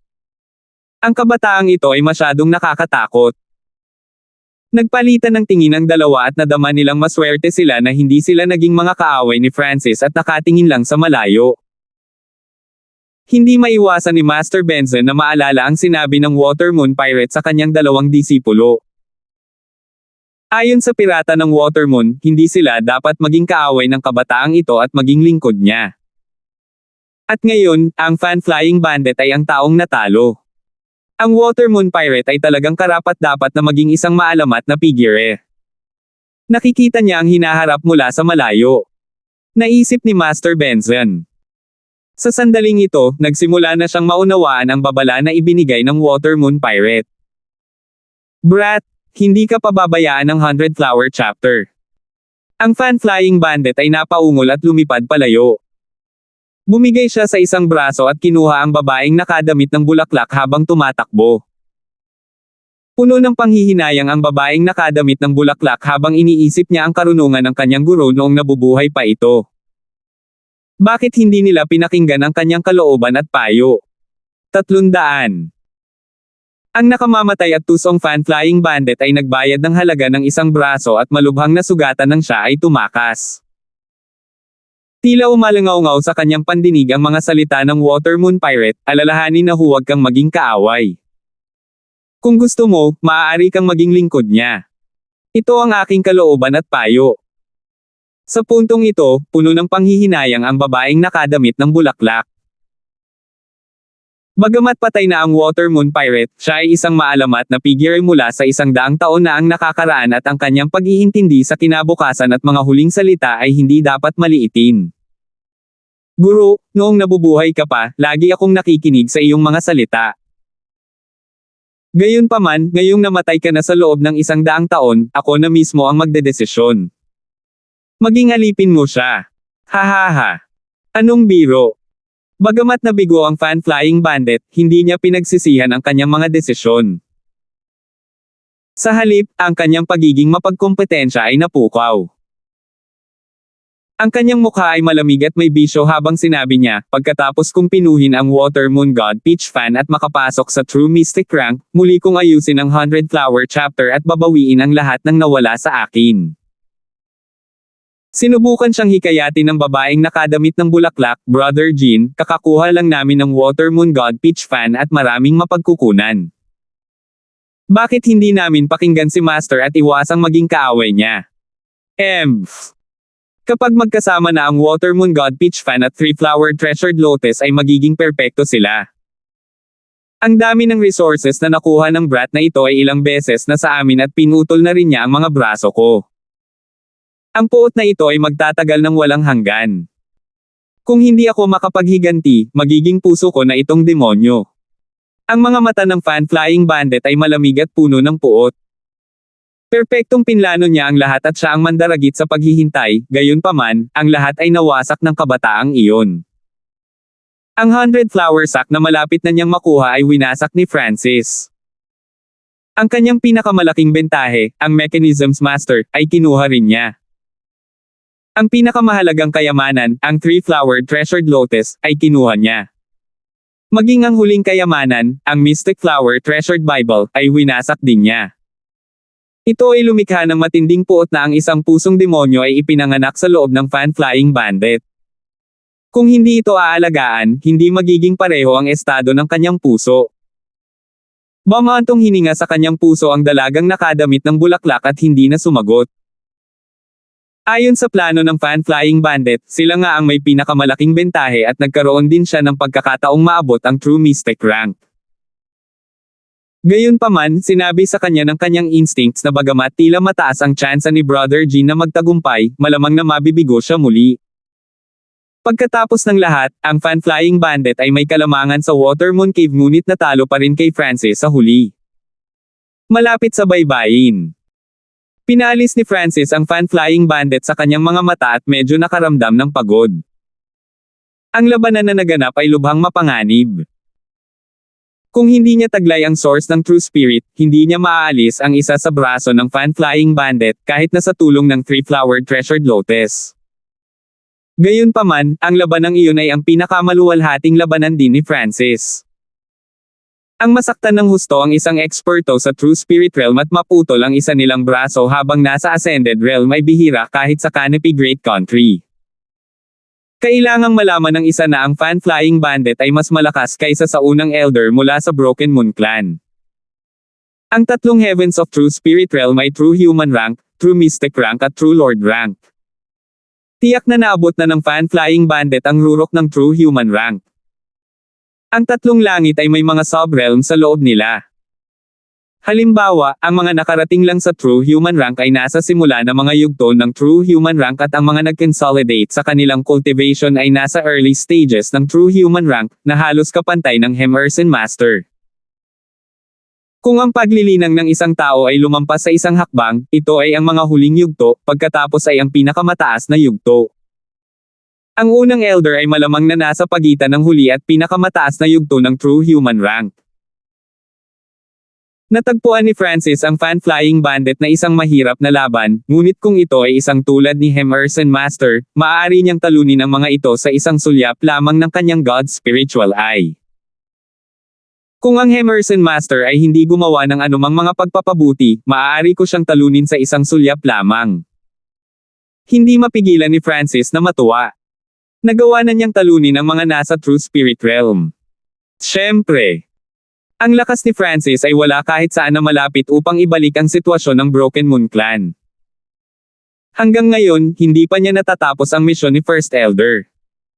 Aalis na ako. Hindi nagtagal si Francis at nagpaalam kay Master Benson, Barbara, ang Severed Blood Bald Eagle at ang kumpanya. Si Master Benson at ang Severed Blood Bald Eagle ay puno ng paghanga. Ang pinagsama-samang pagsisikap ng dalawa ay hindi man lang matalo ang Fan Flying Bandit ngunit natalo ng kabataang ito ang huli. Brother Zhao, sana maging maganda ang biyahe mo. Lahat ng nangyari ay makakalimutan. Kung may oras ka, pumunta ka sa Transverse Water Stronghold. Kung may kailangan ka, halika hanapin ang Severed Blood Pirates. Agad na sabi ni Master Benson at ng Severed Blood Bald Eagle. Tuwang-tuwang kumaway din si Barbara nang mawala ang Asher na buhok. Noon lang napalitan ng disappointment ang ekspresyon niya. Dinala din ni Francis si Emerson Master dahil gusto niya itong ipadala sa isang ligtas na lokasyon. Pupunta ka sa capital. Tapos sabay na tayo. May kaibigan akong True Spirit Realm doon na makakatulong sa atin. Nakangiting sabi ni Emerson Master. Inalis ni Francis ang three-flowered treasured lotus at ipinatawag ang Asher Sharp Swallow na lumipad sa hangin. Sa spiritual pet bag, tulog pa rin ang munting pas ang magnanakaw. Marahil ay dahil ito ay kumain ng sobra sa Water Moon Secret Cave at hindi ito matuno ng sabay-sabay. Natagpuan ni Francis na ang maliit na pas ang magnanakaw ay sumasailalim sa isang tiyak na pagbabago. Isinuot niya ang Heaven Luo Mystic Armor at naka-cross-legged. Taglay ni Francis ang pinagmumulan ng tunay na espiritu sa loob niya kaya mabilis na tumaas ang kanyang paglilinang. Ang pag-abot sa True Spirit Realm ay sandali lamang. Maaaring mula sa 1 buwan o 2 hanggang kalahating taon. Habang naglilinang, siniyasat din ni Francis ang mga reward na nakuha mula sa Water Moon Treasury. Mystic Flower Saint Liquid, Life Extension Pill, Mystic Snake Blood Whip. 3 Florid Treasured Lotus. Heaven Luo Mystic Armor. 5 Elemental Piercing Crystal. Ang mga mapagkukunan at kayamanan na ito ay lubos na nagpalaki sa potensyal ni Francis. Ang may pinakamataas na halaga ay ang 3-flowered treasure lotus at hindi na kailangang ipaliwanag ang mga gamit nito. Bukod doon, naroon din ang Mystic Snake Blood Whip, Heaven Luo Treasured Cloak, Mystic Flower Saint Liquid, at ilang iba pang mga item. Ang Mystic Snake Blood Whip ay isang natatanging sandata na maaaring tumaas ang kapangyarihan nito mula sa pagsuso ng dugo ng mga eksperto. Ang Heaven Luo Treasured Cloak ay nababanat sa tubig at apoy at halos hindi masisira. Maaaring mablock ng nagsusuot ang ilang pag-atake ng enerhiya kahit na hindi gumagamit ng True Force. Ang Mystic Flower Saint Liquid ay maaaring tumaas ang pagkakataong maabot ang True Mystic rank. Ang 5 Elemental Piercing Crystal ay maaaring itaas ang kapangyarihan ng isang low-tier na spiritual grade na item ng kalahating grado, at kung gagamitin kasama ng iba pang mga materyales, maaari itong i-upgrade sa middle tier. Bukod doon, mayroon ding Life Extension Pill at 100 uses pill na napakabihirang. Ang mga bagay na hindi mo kailangan ay maaaring i-auction at naniniwala ako na ito ay mapupunta sa isang magandang presyo. Gayunpaman, hindi mo dapat ibenta ang ilan sa mga bagay na dating pagmamayari ng Water Moon Pirate dahil ang ilan sa mga ito ay ninakaw mula sa Imperial Family. Iminungkahi ni Emerson Master. Ang dahilan kung bakit siya makakatakas ng hindi nasaktan sa pagkakataong ito ay dahil kay Francis at hindi siya pinagmalupitin ng huli, binigyan siya ng ilang mahahalagang bagay na hindi niya kailangan. Narinig ko na ang capital ng Canopy Great Country ay napaka-advance at susuriin ko ito. Ang mga mata ni Francis ay puno ng pag-asa. Ang kabisera ng Canopy Great Country ay ang teritoryo ng mga imperial at ang mga puwersa doon ay lubhang komplikado. Nahulaan ni Emerson Master na ang dahilan kung bakit si Francis ay patungo sa capital ng walang pag-aalinlangan ay dahil kay Empress Queen. Sa Water Moon Cave, binanggit ni Francis na ang kalooban ng Water Moon Pirate ay may kinalaman kay Empress Queen. Ano ang kalooban ng Water Moon Pirate? Maging si Emerson Master ay curious din. Hindi niya alam na ang dahilan kung bakit makikita ni Francis si Empress Queen ay hindi lang dahil sa kalooban ng Water Moon Pirate, kundi dahil din sa kanyang master. Nang palapit ng palapit ang kanyang target, napagtanto ni Francis na napakaraming misteryo ni Empress Queen. Para siyang nababalot ng ambon. Minsan may isang dalubhasa na kumuha ng 3 babaeng disipulo. Nilinang ng unang disipulo ang Tao ng buhay, ang pangalawa ay nilinang ang Tao of Charm, at ang pangatlo ay ang Tao of Entertainment. Ang guro ni Quincy ang unang disipulo na pumili ng Tao ng buhay at ang kanyang ina ay nagmana ng Tao ng libangan. Ngayon, sa tatlong babaeng disipulo, tanging ang tagapagmana ng Tao of Charm ang natira. Ang misteryoso at marangal na Empress Queen ang nagpaalis sa Water Moon Pirate at ang kalooban ay may kinalaman sa kanya. Mechanisms Master, gaano karami ang alam mo tungkol kay Empress Queen? Tanong ni Francis habang sinisiyasat ang Mystic Snake Blood Whip. Oo, si Empress Queen ay napaka-misteryoso. May nagsasabi na ang kanyang kagandahan ay sapat na upang lumikha ng digmaan at napakalason. Ang ilan ay nagsasabi na siya ay napakatalino at tumulong sa pagpapatatag ng dakilang bansa. Umiling si Emerson Master. Tahimik na nakinig si Francis. Si Empress Queen ay isang taong tinitingnan na may iba't ibang opinyon tulad ng ibang mga tao sa kasaysayan. Halimbawa, ang Scarlet Moon Patriarch. Ang ilan ay humanga sa katotohanang halos pinag-isa niya ang kontinente habang ang iba ay napupuot sa kanya sa pagdadala ng digmaan. Mabilis lumipas ang oras. Sa susunod na buwan, umupo si Francis sa Asher Sharp Swallow at naging pamilyar sa paggamit ng Mystic Snake Blood Whip. Nakasuot siya ng Heaven Luo Treasured Cloak at nagsuot ng Dark Silver Belt. Mahirap makita na ito ay isang item sa gradong espiritual. Sa kasalukuyang cultivation ni Francis at ang selyadong Source of True Spirit, maaari niyang gamitin ang Mystic Snake Blood Whip ayon sa gusto niya at itago ito. Ang kapangyarihan ng mga item sa spiritual grade ay nakakatakot. Sa isang letigo, maaaring putulin ni Francis ang isang buong burol. Sa buong 13 clans, ang mga spiritual grade na armas na tulad nito ay ginamit para hawakan ang fort at maraming eksperto sa True Spirit Realm gaya ni Emerson Master ay hindi man lang makakuha ng spiritual grade weapon. Gayunpaman, si Francis ay mayroong higit sa 100 spiritual grade item at karamihan sa mga ito ay mataas ang kalidad. Si Francis ay nakaramdam ng kasiyahan sa tuwing naiisip niya ito. Nandito na tayo. Ang mga lumilipad na kabayo sa malapit ay naging mas maraming tao. Umupo si Francis sa Asher Sharp Swallow at gulat na tumingin sa kapital na 10 beses ang laki ng Flooding Lake City. Bahagyang nagulat si Emerson Master. Ang kabisera ay 1,000 milya pa rin ang layo mula rito. 301. Nakikita na ni Francis ang karelagan ng kapital mula sa 1,000 milya ang layo. Biglang naramdaman ni Francis ang paggalaw mula sa kanyang spiritual pet bag. Meow meow. Sa wakas ay nagising ang munting paws ang magnanakaw pagkatapos ng isang buwang mahimbing na tulog. Nang bumukas ang itim na mga mata nito, bakas ang kalaliman ng mga mata nito ngunit agad din itong nawala. Ang orihinal na kulay abong balahibo ng maliit na magnanakaw na pusa ay nagsimulang maging isang malabong kulay pilak.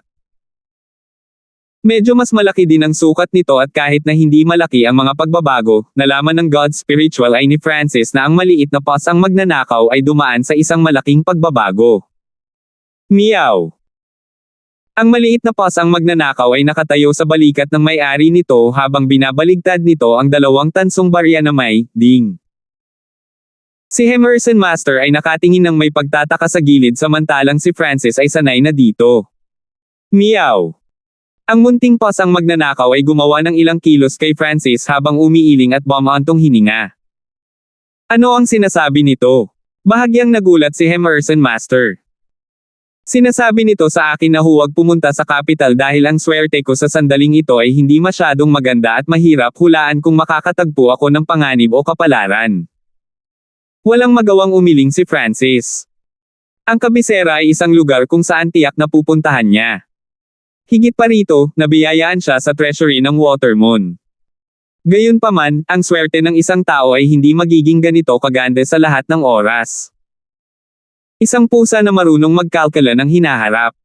Kawili-wili. Ang 6 Warlock Divine Tower ay mayroon ding misteryoso, maalam, at matalinong tao na marunong magkalkula ng hinaharap. Tila, ang taong iyon ay may kakaibang pusa din. Sabi ni Emerson Master. 6 Warlock Divine Tower. Gumalaw ang puso ni Francis. Matalinong tao. Kakaibang pusa. Meow. Nang marinig ito, kumislap ang mga mata ng munting pas ang magnanakaw. Ngumisi si Francis, magnanakaw na pusa, hindi ito isang pusa ng iyong species, tama ba? Meow meow. Galit na ikinaway ng maliit na pas ang magnanakaw ang kanyang paa, na para bang sinasabi na ito ay nag-iisa sa mundo. Tumawa si Emerson Master. Ang hitsura ng maliit na pas ang magnanakaw ay lumikha ng ilang kagalakan sa mabigat na paglalakbay. Huminto si Francis sa paglilinang. Ang kanyang chi ng kalahating hakbang na True Spirit ay umabot na sa 60% at maaari na niyang subukang makapasok sa True Spirit Realm. Sa katotohanan, sinumang nakarating sa kalahating hakbang na True Spirit Realm ay may kakayahang subukang makapasok sa True Spirit Realm, ngunit ang pagkakataong magtagumpay ay napakaliit. Ang shedding spiritual pill ay tumaas lamang ng isang maliit na pagkakataon ng 20%.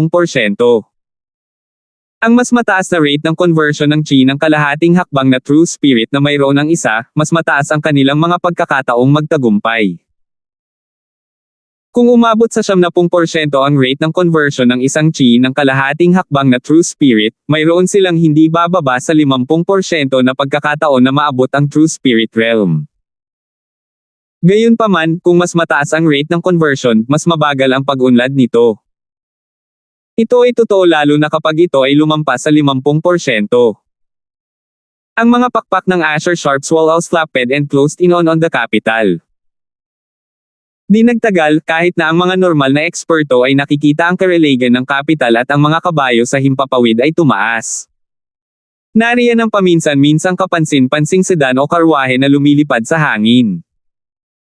Ang lugar na ito ay talagang karapat-dapat na maging kabisera. Hindi huminto ang mga yapik ni Francis. Mula nang dumating siya sa Canopy Great Country, nagkaroon siya ng buhol sa kanyang puso, at iyon ay upang tapusin ang misyon ng unang elder. At ngayoy palapit na ng palapit ang pakay nasa harapan na niya ito. Shua! Isang karwahe na hinihila ng 2 flying cloud horse ang biglang lumitaw mula sa harapan at nagtungo kay Francis at kasama. Mabilis na sinenyasan ni Emerson Master si Francis na umikot. Ang mga taong nakasakay sa naturang mga karwahe ay hindi simpleng tao at pawang mga eksperto sa True Spirit Realm, kadalasan sila ay nasa True Mystic rank. Nang iikot na ni Francis ang Asher Sharp Swallow, isang boses ang tumunog mula sa karwahe. Francis, ayon sa balita ng ating Iron Blood Religion, ang Flooding Lake City Lord ay nagbigay ng warranted sa iyo lalo na sa mga lugar ng kapital. Ang Flooding Lake Lane family ay nakipagkasundo pa nga sa mga Imperial. Umangat ang bintana ng karwahe at tumambad ang isang matanda na nakasuot ng balabal na may kulubat na mukha.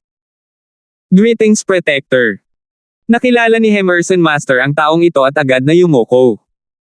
Labis na nagulat si Francis, hindi niya akalain na magkakaroon din ng ilang koneksyon si Emerson Master sa Iron Blood Religion. Ang nakasuot na elder sa harapan nila ay umabot na sa True Mystic rank at magiging walang kapantay sa 13 bansa. Salamat, Protector, sa babala. Agad na ipinakita ni Francis ang kanyang pasasalamat. Para bigyan siya ng babala, nagpadala ang Iron Blood Religion ng isang Protector rango na tao. Mula dito, makikita ng isa ang kanyang kahalagahan. Francis, binabalaan ka ng Deputy Patriarch na huwag pumunta sa kapital. Matalim ang tingin sa kanya ng nakadamit na matanda. Pagkasabi nito, nagsara ang bintana at lumipad ang karwahe sa mga ulap na may bilis na maihahambing sa mga eksperto sa True Human rank. Ang palitan sa pagitan nila ay tumagal lamang ng 2 hanggang 3 paghinga at nakinig man si Francis o hindi, ang balita mula sa Iron Blood Religion ay naihatid na. Naunawaan ni Francis ang intensyon ng Iron Blood Religion. Ang Iron Blood Religion at ang mga Imperial ay nasa magkabilang panig at kung si Francis ay itali ni Empress Qin, maaari siyang maging kaaway ng Iron Blood Religion. Mabilis na lumipas ang pagkagambalang ito. Ang desisyon ni Francis ay hindi nagbago. Si Empress Qin ay isang taong kailangan niyang makita. Makalipas ang 1 oras. Ang kabisera ay nakita at ang napakalaking sinaunang lungsod ay may archaic aura na sumasaklaw dito. Inalis ni Francis ang Asher Sharp Swallow at pumasok sa Canopy Great Country. Sa pasukan, nakita ni Francis ang mga larawan ng kanyang sarili, isang kabataang may asher na buhok na may maliit na kulay abong pusa. Ang buhok at kaliwang mata ng kabataan ay pawang nakakaakit sa mata. Ang maliit na paws ang magnanakaw ay nagtago sa spiritual pet bag ng hindi sinasadya. Ang kasalukuyang hitsura ni Francis ay may asul na buhok at sinadya niyang tanggalin ang eye patch. Umikot ang bloodline power sa kanyang katawan at ang malabong asul na dugo ay pumasok sa dimensyon ng kanyang kaliwang mata. Ang kontrol ni Francis sa God's spiritual eye ay naging mas mahusay at sa isang pag-iisip lamang, ang kulay ng kanyang kaliwang mata ay naging itim. Sa pamamagitan ng ilang simpleng pagbabalat kayo, si Francis ay naging isang malamig na kabataang asul ang buhok. Sa pagpasok sa kapital, ang mga gwardya ay nakatingin lamang kay Francis pagkatapos ay likas na tumingin sa portrait ngunit umiling. Ang kabataan sa larawan ay asher ang buhok at ang kanyang kaliwang mata ay asher maliban kung siya ay nagsuot ng eye patch. Hindi natugunan ni Francis ang mga kinakailangang ito. Matapos maging asul ang espiritual na mata ni Francis, nagbago rin ang kanyang aura. Tulad nito, hayagang pumasok si Francis sa kapital. Hindi pa rin sumusuko ang flooding Lake City Lord at binibigyan pa niya ako ng garantiya sa pakikipagtulungan sa mga Imperial sa kapital. Paano niya nalaman na lalabas ako sa kapital? Ang puso ni Francis ay napuno ng solemna. Matapos makapasok sa kapital, hindi gumawa ng anumang padalos-dalos na aksyon si Francis. Si Empress Jean ay napakalakas at kahit ang mga normal na True Spirit Realm expert ay mahihirapang hanapin siya. Kailangan niya munang magplano. Huminto muna sina Francis at Emerson Master sa kapital at sinunod ang mungkahi ng Emerson Master na ibenta ang ilan sa mga walang kwentang bagay. Bagamat kukuha ng 5% ang auctioneer, may iligtas nito si Francis ng maraming problema. Maraming makapangyarihang auctioneer sa kapital at ang isa sa mga pinakakilala ay ang napakahiwagang Rising Dragon Auction. Tila, pinalawak sila sa buong kontinente. Pwede kang mag-relax. Ang Rising Dragon Auction ay walang koneksyon sa Imperial o sa Four Families. Malamang, ang kanilang headquarters ay nasa gitnang kontinente. Sabi ni Emerson Master. Mabuti naman. Hinayaan ni Francis si Emerson Master na pangasiwaan ito. Wala siyang interes sa auction. Ang Emerson Master ay may ilang koneksyon sa kapital at sa lalong madaling panahon nakahanap ng ilang pagpipilian para kay Francis. Ang Rising Dragon Auction ay nangyayari isang beses sa isang buwan at ang susunod ay sa loob ng 3 araw. Gusto mo bang pumunta? Malamang na mayroong maraming mga item ng spiritual grade at kabilang dito ang Scarlet Moon incomplete na mga mapa, Heaven's Legacy script na lahat ay may mataas na collective value. Maging ang ilan sa mga upper echelons mula sa Imperials ay lalahok. Puno ng pananabik ang tono ni Emerson Master. Hindi interesado. Teka, Scarlet Moon incomplete maps. Heaven's Legacy scripts. Upper echelons from the Imperials participating. Sa wakas ay naantig si Francis.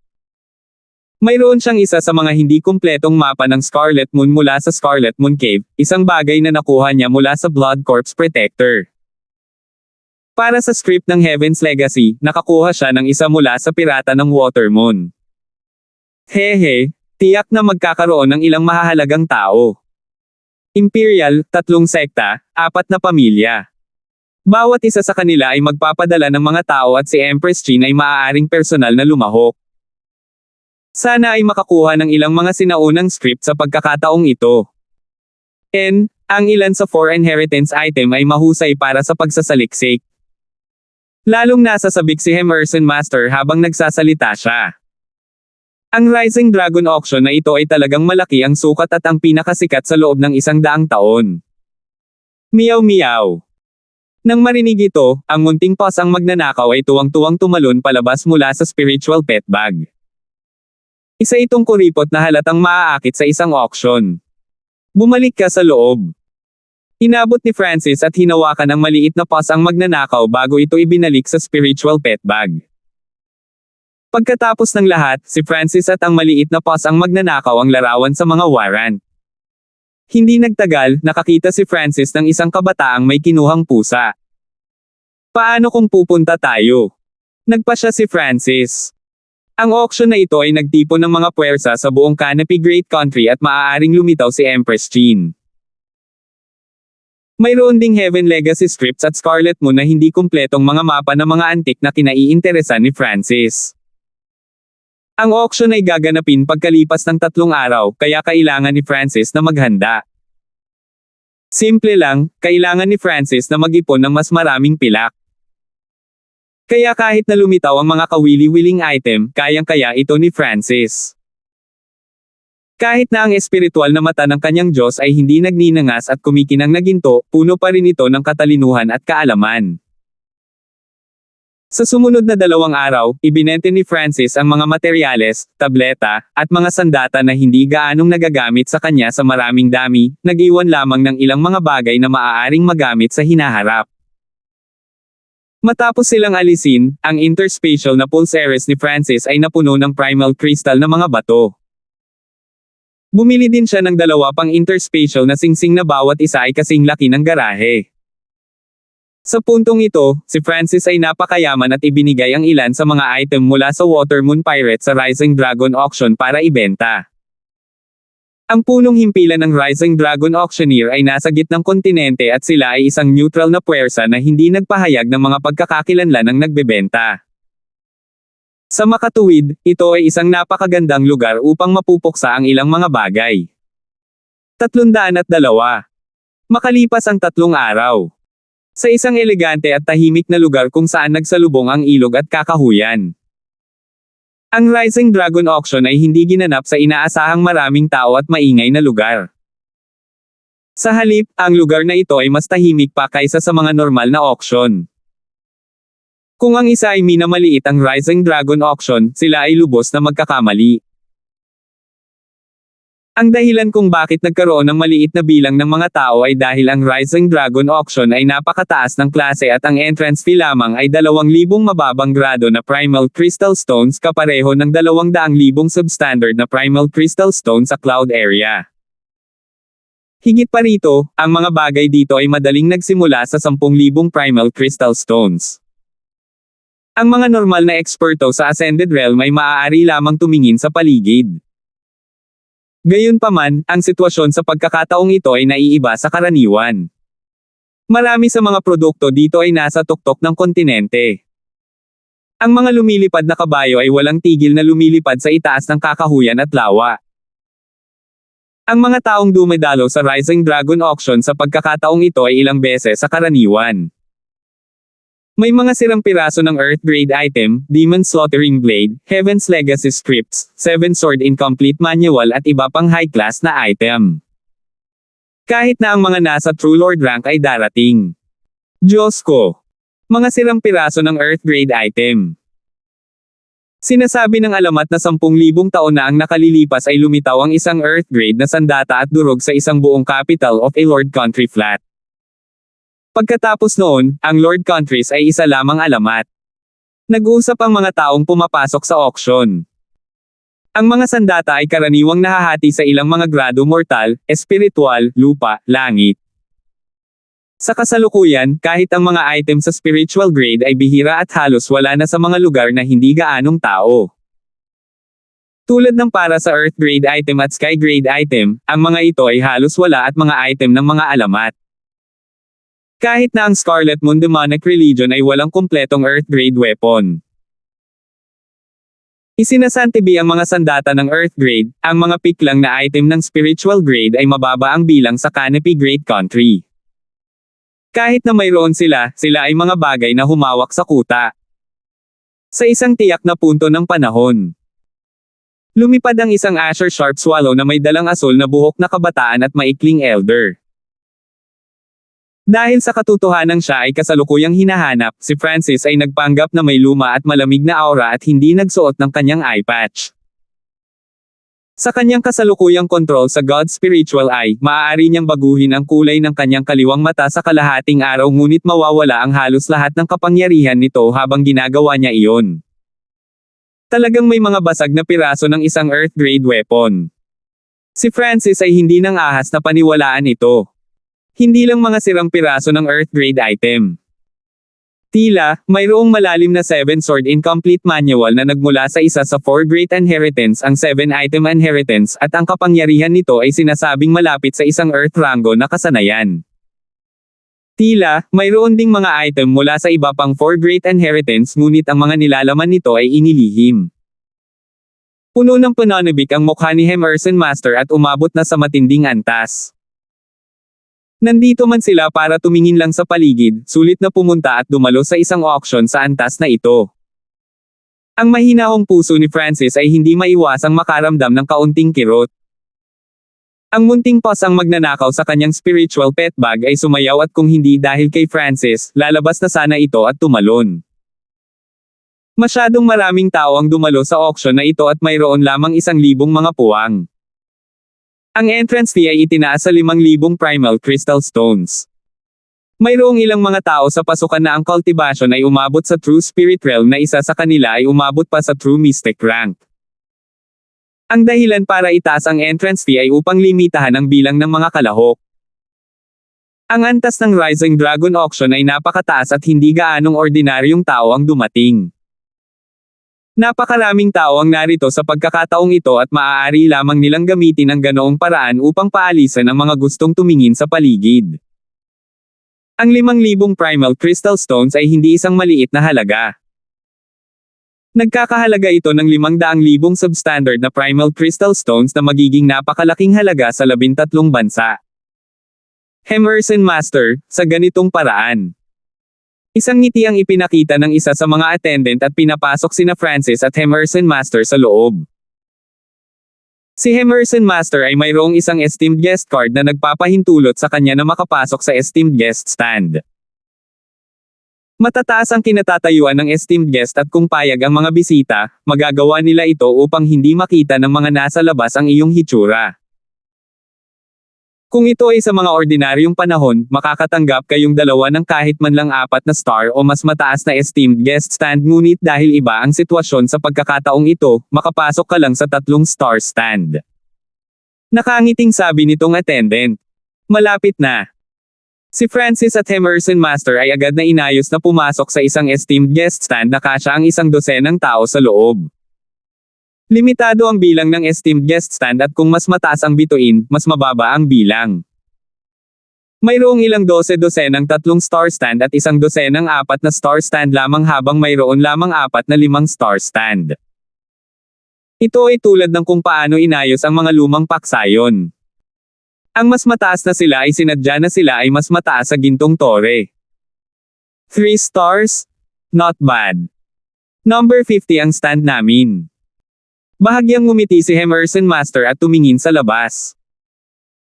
Dahil pinili ni Francis na magtago, mayroong isang transparent na salamin sa paligid na nagpapahintulot sa mga nasa loob na makakita sa labas ngunit ang mga nasa labas ay hindi makakita sa loob. Habang lumilipas ang panahon, mas lalong napuno ang auction. Higit sa kalahati ng esteemed guest stand ang piniling itago ang kanilang mga sarili, ngunit mayroon ding mga high key at hinayaan ang mga nasa labas na makita sila, na parang may tagumpay sila sa kamay. Ang 4 na malalaking pamilya Lane, Yun, Benson, Tonner. Nandito silang lahat kasama ang pinuno ng pamilya Lane at Tonner.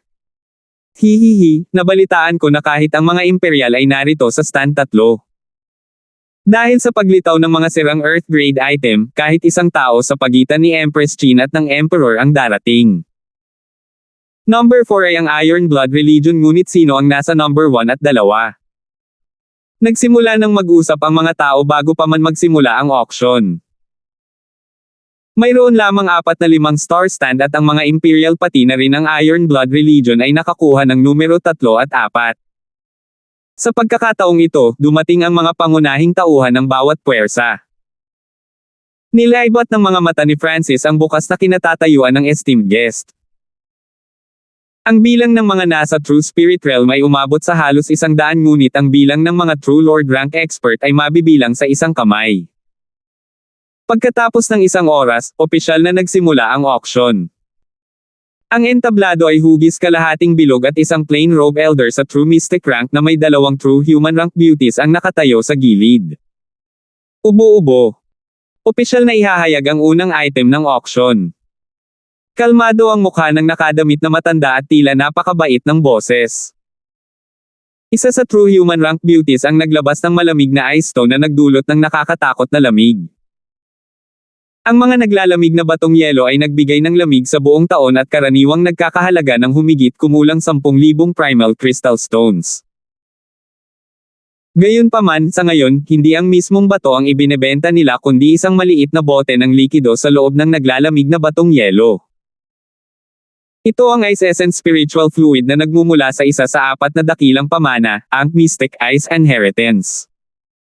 Ang likidong ito ay maaaring magbigay daan sa isang normal na tao na madaling maabot ang Ascended Realm. Ang pinakamagandang bahagi nito ay ang payagan nito ang isang taong walang espiritual na katawan na magkaroon ng isang espiritual na katawan.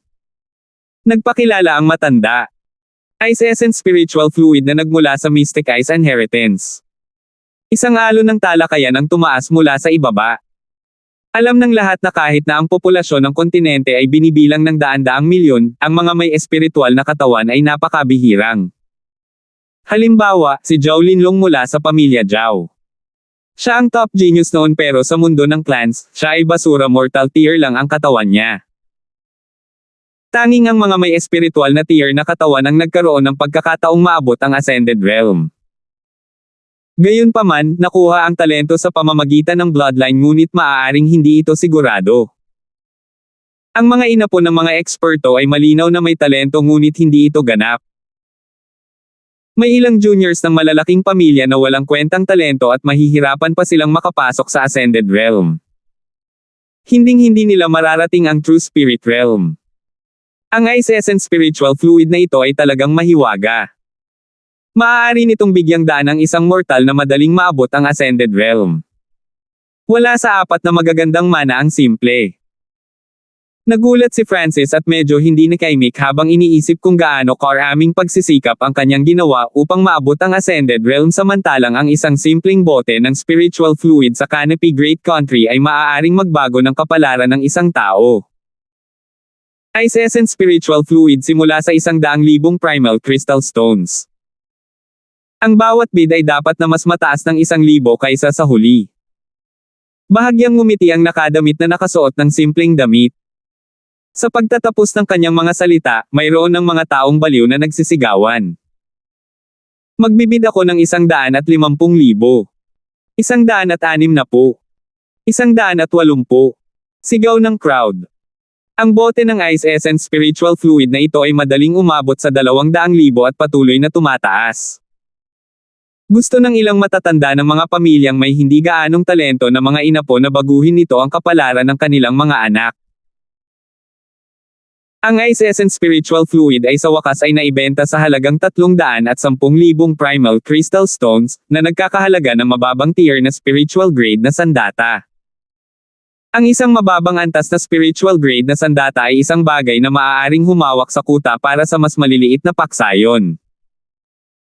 Para sa Rising Dragon Auction, hindi maaaring masyadong masama o maganda ang unang item, kailangan din itong magdala ng maliit na sorpresa.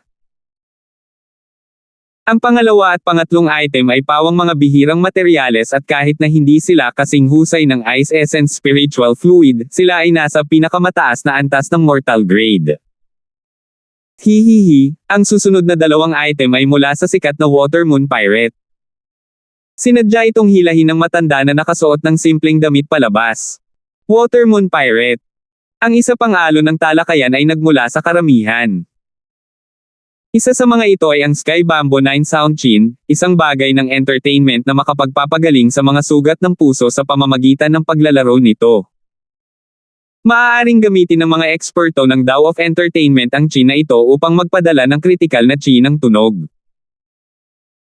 Noong nakaraan, ginamit ng isang entertainment master ang chi na ito para iligtas ang kanyang pangkat at iangat ang moral ng kanyang angkan sa pamamagitan ng pagpatay sa kanyang mga kaaway sa pagliligtas sa klan ng hindi nakikita. Ang simpleng nakadamit na matanda ay nagbubuod ng kasaysayan at alamat ng item. Halos matigilan si Francis nang marinig niya ito dahil ang chi na ito ay ibinigay niya sa Rising Dragon Auction. Noon, tinansya ni Emerson Master ang halaga nito na malapit sa isang spiritual grade weapon. Hindi nila namalaya na malalaman pa ng Rising Dragon Auction ang kasaysayan nito.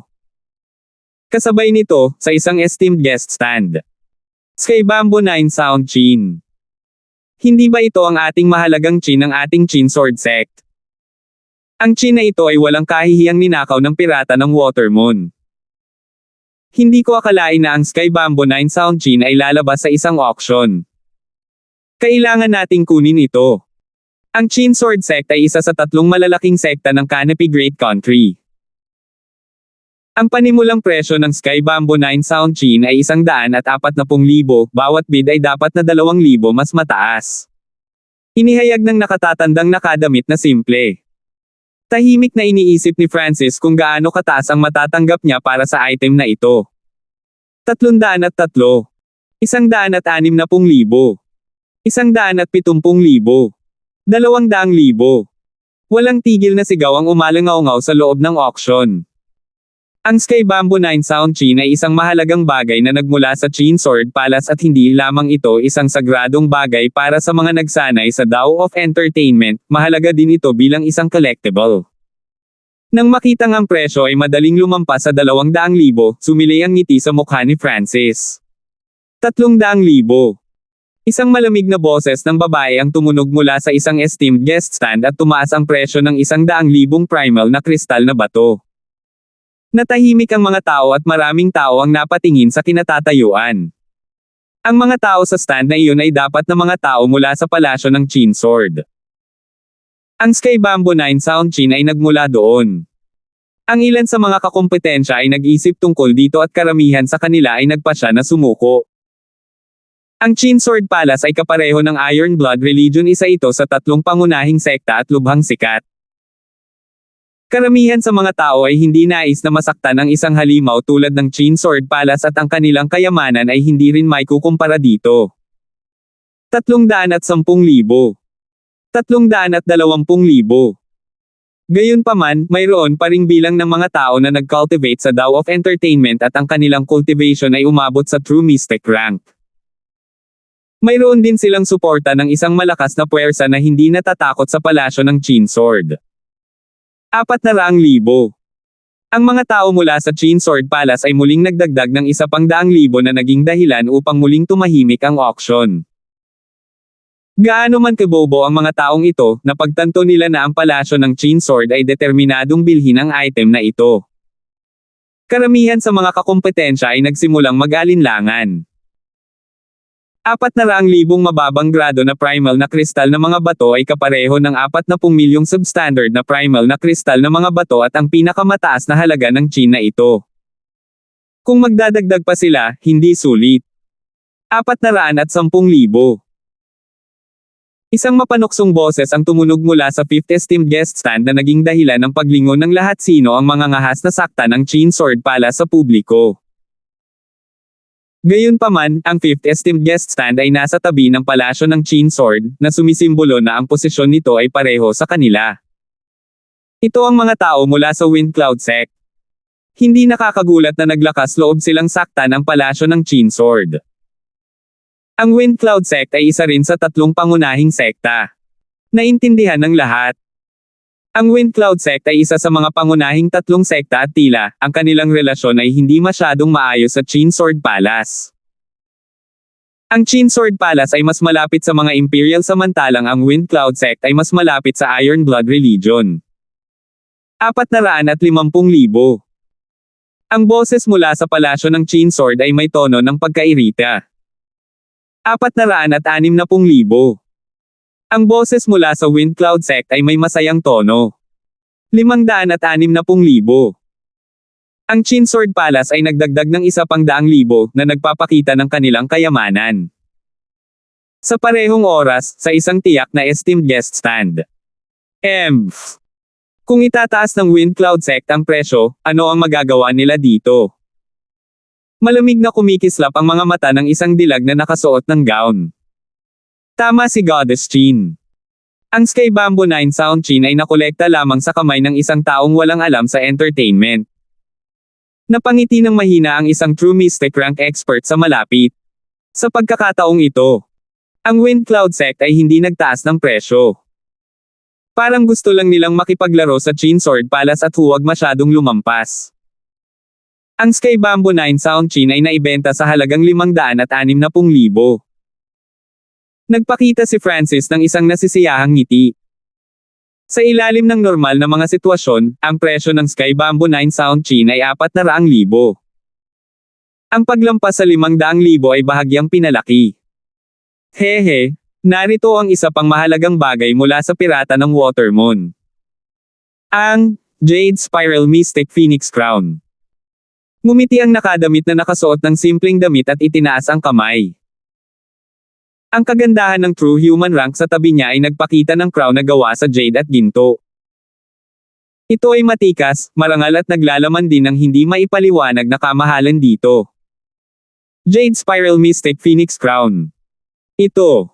Hindi ba ito ang Phoenix Crown of the Imperials? Kumbaga, ito ang minanang gamit ng bawat reyna. Nagkagulo na naman ang auction. Ang Phoenix Crown ay isinuot lamang ng reyna. Ang Jade Spiral Mystic Phoenix Crown na ito ay isang item ng Imperial, at bagamat ang halaga nito ay hindi kahit na nagkakahalaga ng higit sa isang spiritual grade item, ang kasaysayan nito ay hindi simple. Ang third esteemed guest stand. Katawa-tawa. Sino ang nangahas na ibenta sa publiko ang minanang korona ng mga Imperial? Empress, itong general dito ay nagmumungkahi na alamin kung sino ang nagbebenta ng korona. Baka masundan natin ang kanilang landas pagkatapos at hanapin ang lokasyon ng Watermoon Treasury. Mayroong 100 tao sa third stand at halos bawat isa sa kanila ay nakarating na sa True Spirit Realm. Ang pinakamalakas na aura ay umabot pa sa kalahating antas na mas mataas kaysa sa True Lord rank. Hindi ito kasing simple ng iniisip mo. Ang background ng Rising Dragon Auction ay mas nakakatakot kaysa sa iyong inaakala. Kahit nasa tuktok ng Canopy Great Country, hindi sila nang ahas na hawakan sila. Isang matandang boses ang tumunog. Totoo ang sinabi ni Grand Elder. Ang pinakamahalagang misyon ay bilhin ng Jade Spiral Mystic Phoenix Crown kung hindi ay madumisan nito ang pangalan ng mga Imperial. Hindi nagtagal ay nagkasundo ang third stand. Kasabay nito, sa 50th stand. Emerson Master, sigurado ka bang walang magiging problema sa pagbebenta ng mga minanang bagay mula sa Imperial? Tanong ni Francis. Relax, ang background ng Rising Dragon Auction ay hindi simple. Isinasantabi ang Canopy Great Country's Imperials, kahit ang 10 Great Factions ay hindi nang ahas na hawakan sila ng madali. Tumawa si Emerson Master. Ang panimulang presyo ng Jade Spiral Mystic Phoenix Crown ay 200,000, bawat bid ay dapat na mas mataas sa 5,000. Inihayag ng nakatatandang nakadamit na simple. 300,000. Nang matapos siyang magsalita, isang tao mula sa Imperial ang nagsimulang magbid at nagdagdag ng 100,000. Natahimik ang auction. Ang mga Imperial ay, pagkatapos ng lahat, ang mga pinuno ng Canopy Great Country sa pangalan at pagkatapos na masangkot si Empress Chin sa politika, ang puwersa nito ay mas malakas kaysa sa mga normal na sekta. Sa puntong ito ng oras, walang maglakas loob na magbid. Hindi maiwasan ni Francis na makaramdam ng pagkadismaya dahil umaasa siyang mabebenta ang korona sa magandang presyo. Gayunpaman, mula sa kasalukuyang sitwasyon, tila walang nang-ahas na saktan ang mga Imperial sa publiko. Maaaring ang kapangyarihan ng mga Imperial ay umabot na sa antas kung saan maaari nilang utusan ang 9 na panig at mamuno sa pinakamataas. 310,000. Isang mahinang boses ang nanggaling sa fourth stand. Nagsimulang mag-usap ang mga tao dahil ang stand na ito ay kabilang sa Iron Blood Religion. Sa Canopy Great Country, hindi lihim ang labanan sa pagitan ng Iron Blood Religion at ng Imperial. 500,000. Agad na tinaasa ng Imperial ang bid ng humigit kumulang 200,000 at hindi napigilan ng mga manunood na maging excited. Ang 8 pangunahing puwersa ng Canopy Great Country ay halos hatiin ang bansa sa 8 at namuno sa pinakamataas. Bagamat malaki ang labanan sa pagitan ng Iron Blood Religion at Imperial, may ilan pa ring hindi kasing lakas na puwersa na neutral at handang makita ang sitwasyong ito. 510,000. Isang walang emosyong boses ang tumunog mula sa Iron Blood Religion. Naramdaman ni Francis na parang pamilyar ang boses na ito, parang ito ang kulay ng buhok na dugo na Timo. Ito ang Deputy Patriarch mula sa Iron Blood Religion. Ang ilan sa mga eksperto sa True Spirit Realm ay nagkaroon ng ilang pakikipag-ugnayan kay Deputy Patriarch Timo. 710,000. Ang mga Imperial ay napakayaman at agad na nagdagdag ng isa pang 200,000. 720,000. Casual ang boses ni Deputy Patriarch Timo. 800,000. 810,000. Kahit gaano pa karami ang idinagdag ng mga Imperial, ang Iron Blood Religion ay palaging magdaragdag ng dagdag na 10,000. Naabot na ng 800,000 ang halaga ng isang magandang kalidad na low-tier spiritual grade na armas. Kapag ang sandata ay umabot na sa mid-tier spiritual grade, napakabihirang na nila. Sa Canopy Great Country, wala kahit na maraming high-tier spiritual grade item. Third stand. Ang mga eksperto mula sa Imperial ay nagpupumilit na pigilan ang kanilang sarili. Grand Elder, Empress, ang Timo na iyon ay napakawalandiya at determinadong sirain tayo. Bakit hindi gawin ang ating mga galaw ngayon at bawasan ang kanyang pagkatakot? Pinigilan ng isang True Lord rank at ilang True Mystic rank expert ang kanilang galit. Huwag kang padalos-dalos, ang lakas ni Timo ay maihahambing sa isang kalahating hakbang na Origin Core Realm expert at pagkatapos na pinuhin ang Will of Light and Darkness, ito ay parang pagdaragdag ng mga pakpak sa isang tigre. Kahit na ang mga normal na True Lord rank expert ay nahaharap sa posibilidad na mamatay kapag nakaharap sa kanya. At saka, ito ang teritoryo ng Rising Dragon Auction. Isang matandang boses ang tumunog na nagpatatag sa mga tao. 1,200,000. 1,210,000. 2,000,000. Ang huling presyo sa wakas ay umabot sa isang kamangha-manghang antas at lumikha ng isang alon sa auction. Halos 2,000,000 ang halaga ng isang mid-tier na spiritual grade na sandata at ang Jade Spiral Mystic Phoenix Crown mismo ay nagkakahalaga lamang ng 10,000 primal crystal na mga bato at mahalaga lamang dahil sa kanyang kasaysayan. Hindi ba't ito'y isang bastos na korona? Ibibigay ko ito sa iyo. Huminto sa pagbid ang Iron Blood Religion. Kakasimula pa lang ng auction at lahat ngayon ay entry pa lang. Kung payag ang dalawang panig, madali nilang maaabot ang 10 milyong primal crystal na bato. Nang makitang tumigil si Timo, nagpakawala ng hininga ang mga Imperial. 2 milyong primal na crystal na bato ang sulit. Haha, 2 milyong primal na crystal na bato. Hindi napigilan ni Francis ang mapaungol sa tawa. Ang Jade Spiral Mystic Phoenix Crown ay walang gamit para sa kanya. Noong una ay inakala niya na ang corona ay ibebenta ng 200,000 ngunit hindi niya inaasahan na aabot ito sa ganoong presyo. Ang auction ay naging mas maapoy dahil ang susunod na ilang mga item ay umabot sa 100,000 o kahit milyon-milyon. Lahat ng tao rito ay pinapahalagahan ng mga panauhin na may katayuan at kaalaman. Dapat mong malaman na sa kasalukuyang mga mapagkukunan, forging, at array ng Azure Flower Continent, ang ilang mga armas at item ay mahirap gawin. Sa makatuwid, karamihan sa mga sandata na nasa mid-tier spiritual grade at mas mataas ay hindi aktwal na ginawa ng Azure Flower Continent. Nakangiti ang nakadamit na simpleng nakadamit habang nagpapaliwanag. Nang marinig ito, nagkontrata ang mga mag-aaral ni Francis. Kung hindi ito nanggaling sa Azure Flower Continent, saan ito nanggaling? Ang 4 na dakilang pamana ay talagang pasukan lamang sa kontinenteng ito. Ang pamana ng langit, pamana ng 7 espada, pati na rin ang iba pa ay nasa loob ng mga sukat sa outer space. Maliit na bahagi lang ng mga tao dito ang nagulat. Karamihan sa mga taong nakapasok sa Rising Dragon Auction ay nasa mataas na lugar sa bansa at may kaalaman. Ang mga treasured item mula sa 4 Great Inheritance ay palaging lumalabas sa auction na ito. Dati, ito ay ang Ice Essence Spiritual Fluid na bumubuo sa Mystic Ice Inheritance. Sa pagkakataong ito ay magiging sandata mula sa Scarlet Moon Inheritance na nasa 3 pwesto. Pagkatapos magsalita, marahang iwinagayway ng simpleng nakadamit na elder ang kanyang kamay at ibinunyag ng True Human Rank Beauty ang item. Ito ang Malaking pagbabago ang ekspresyon ni Francis nang makita niya ang item na ito. Salamat po at sinamahan ninyo ako, ingat lagi mga master.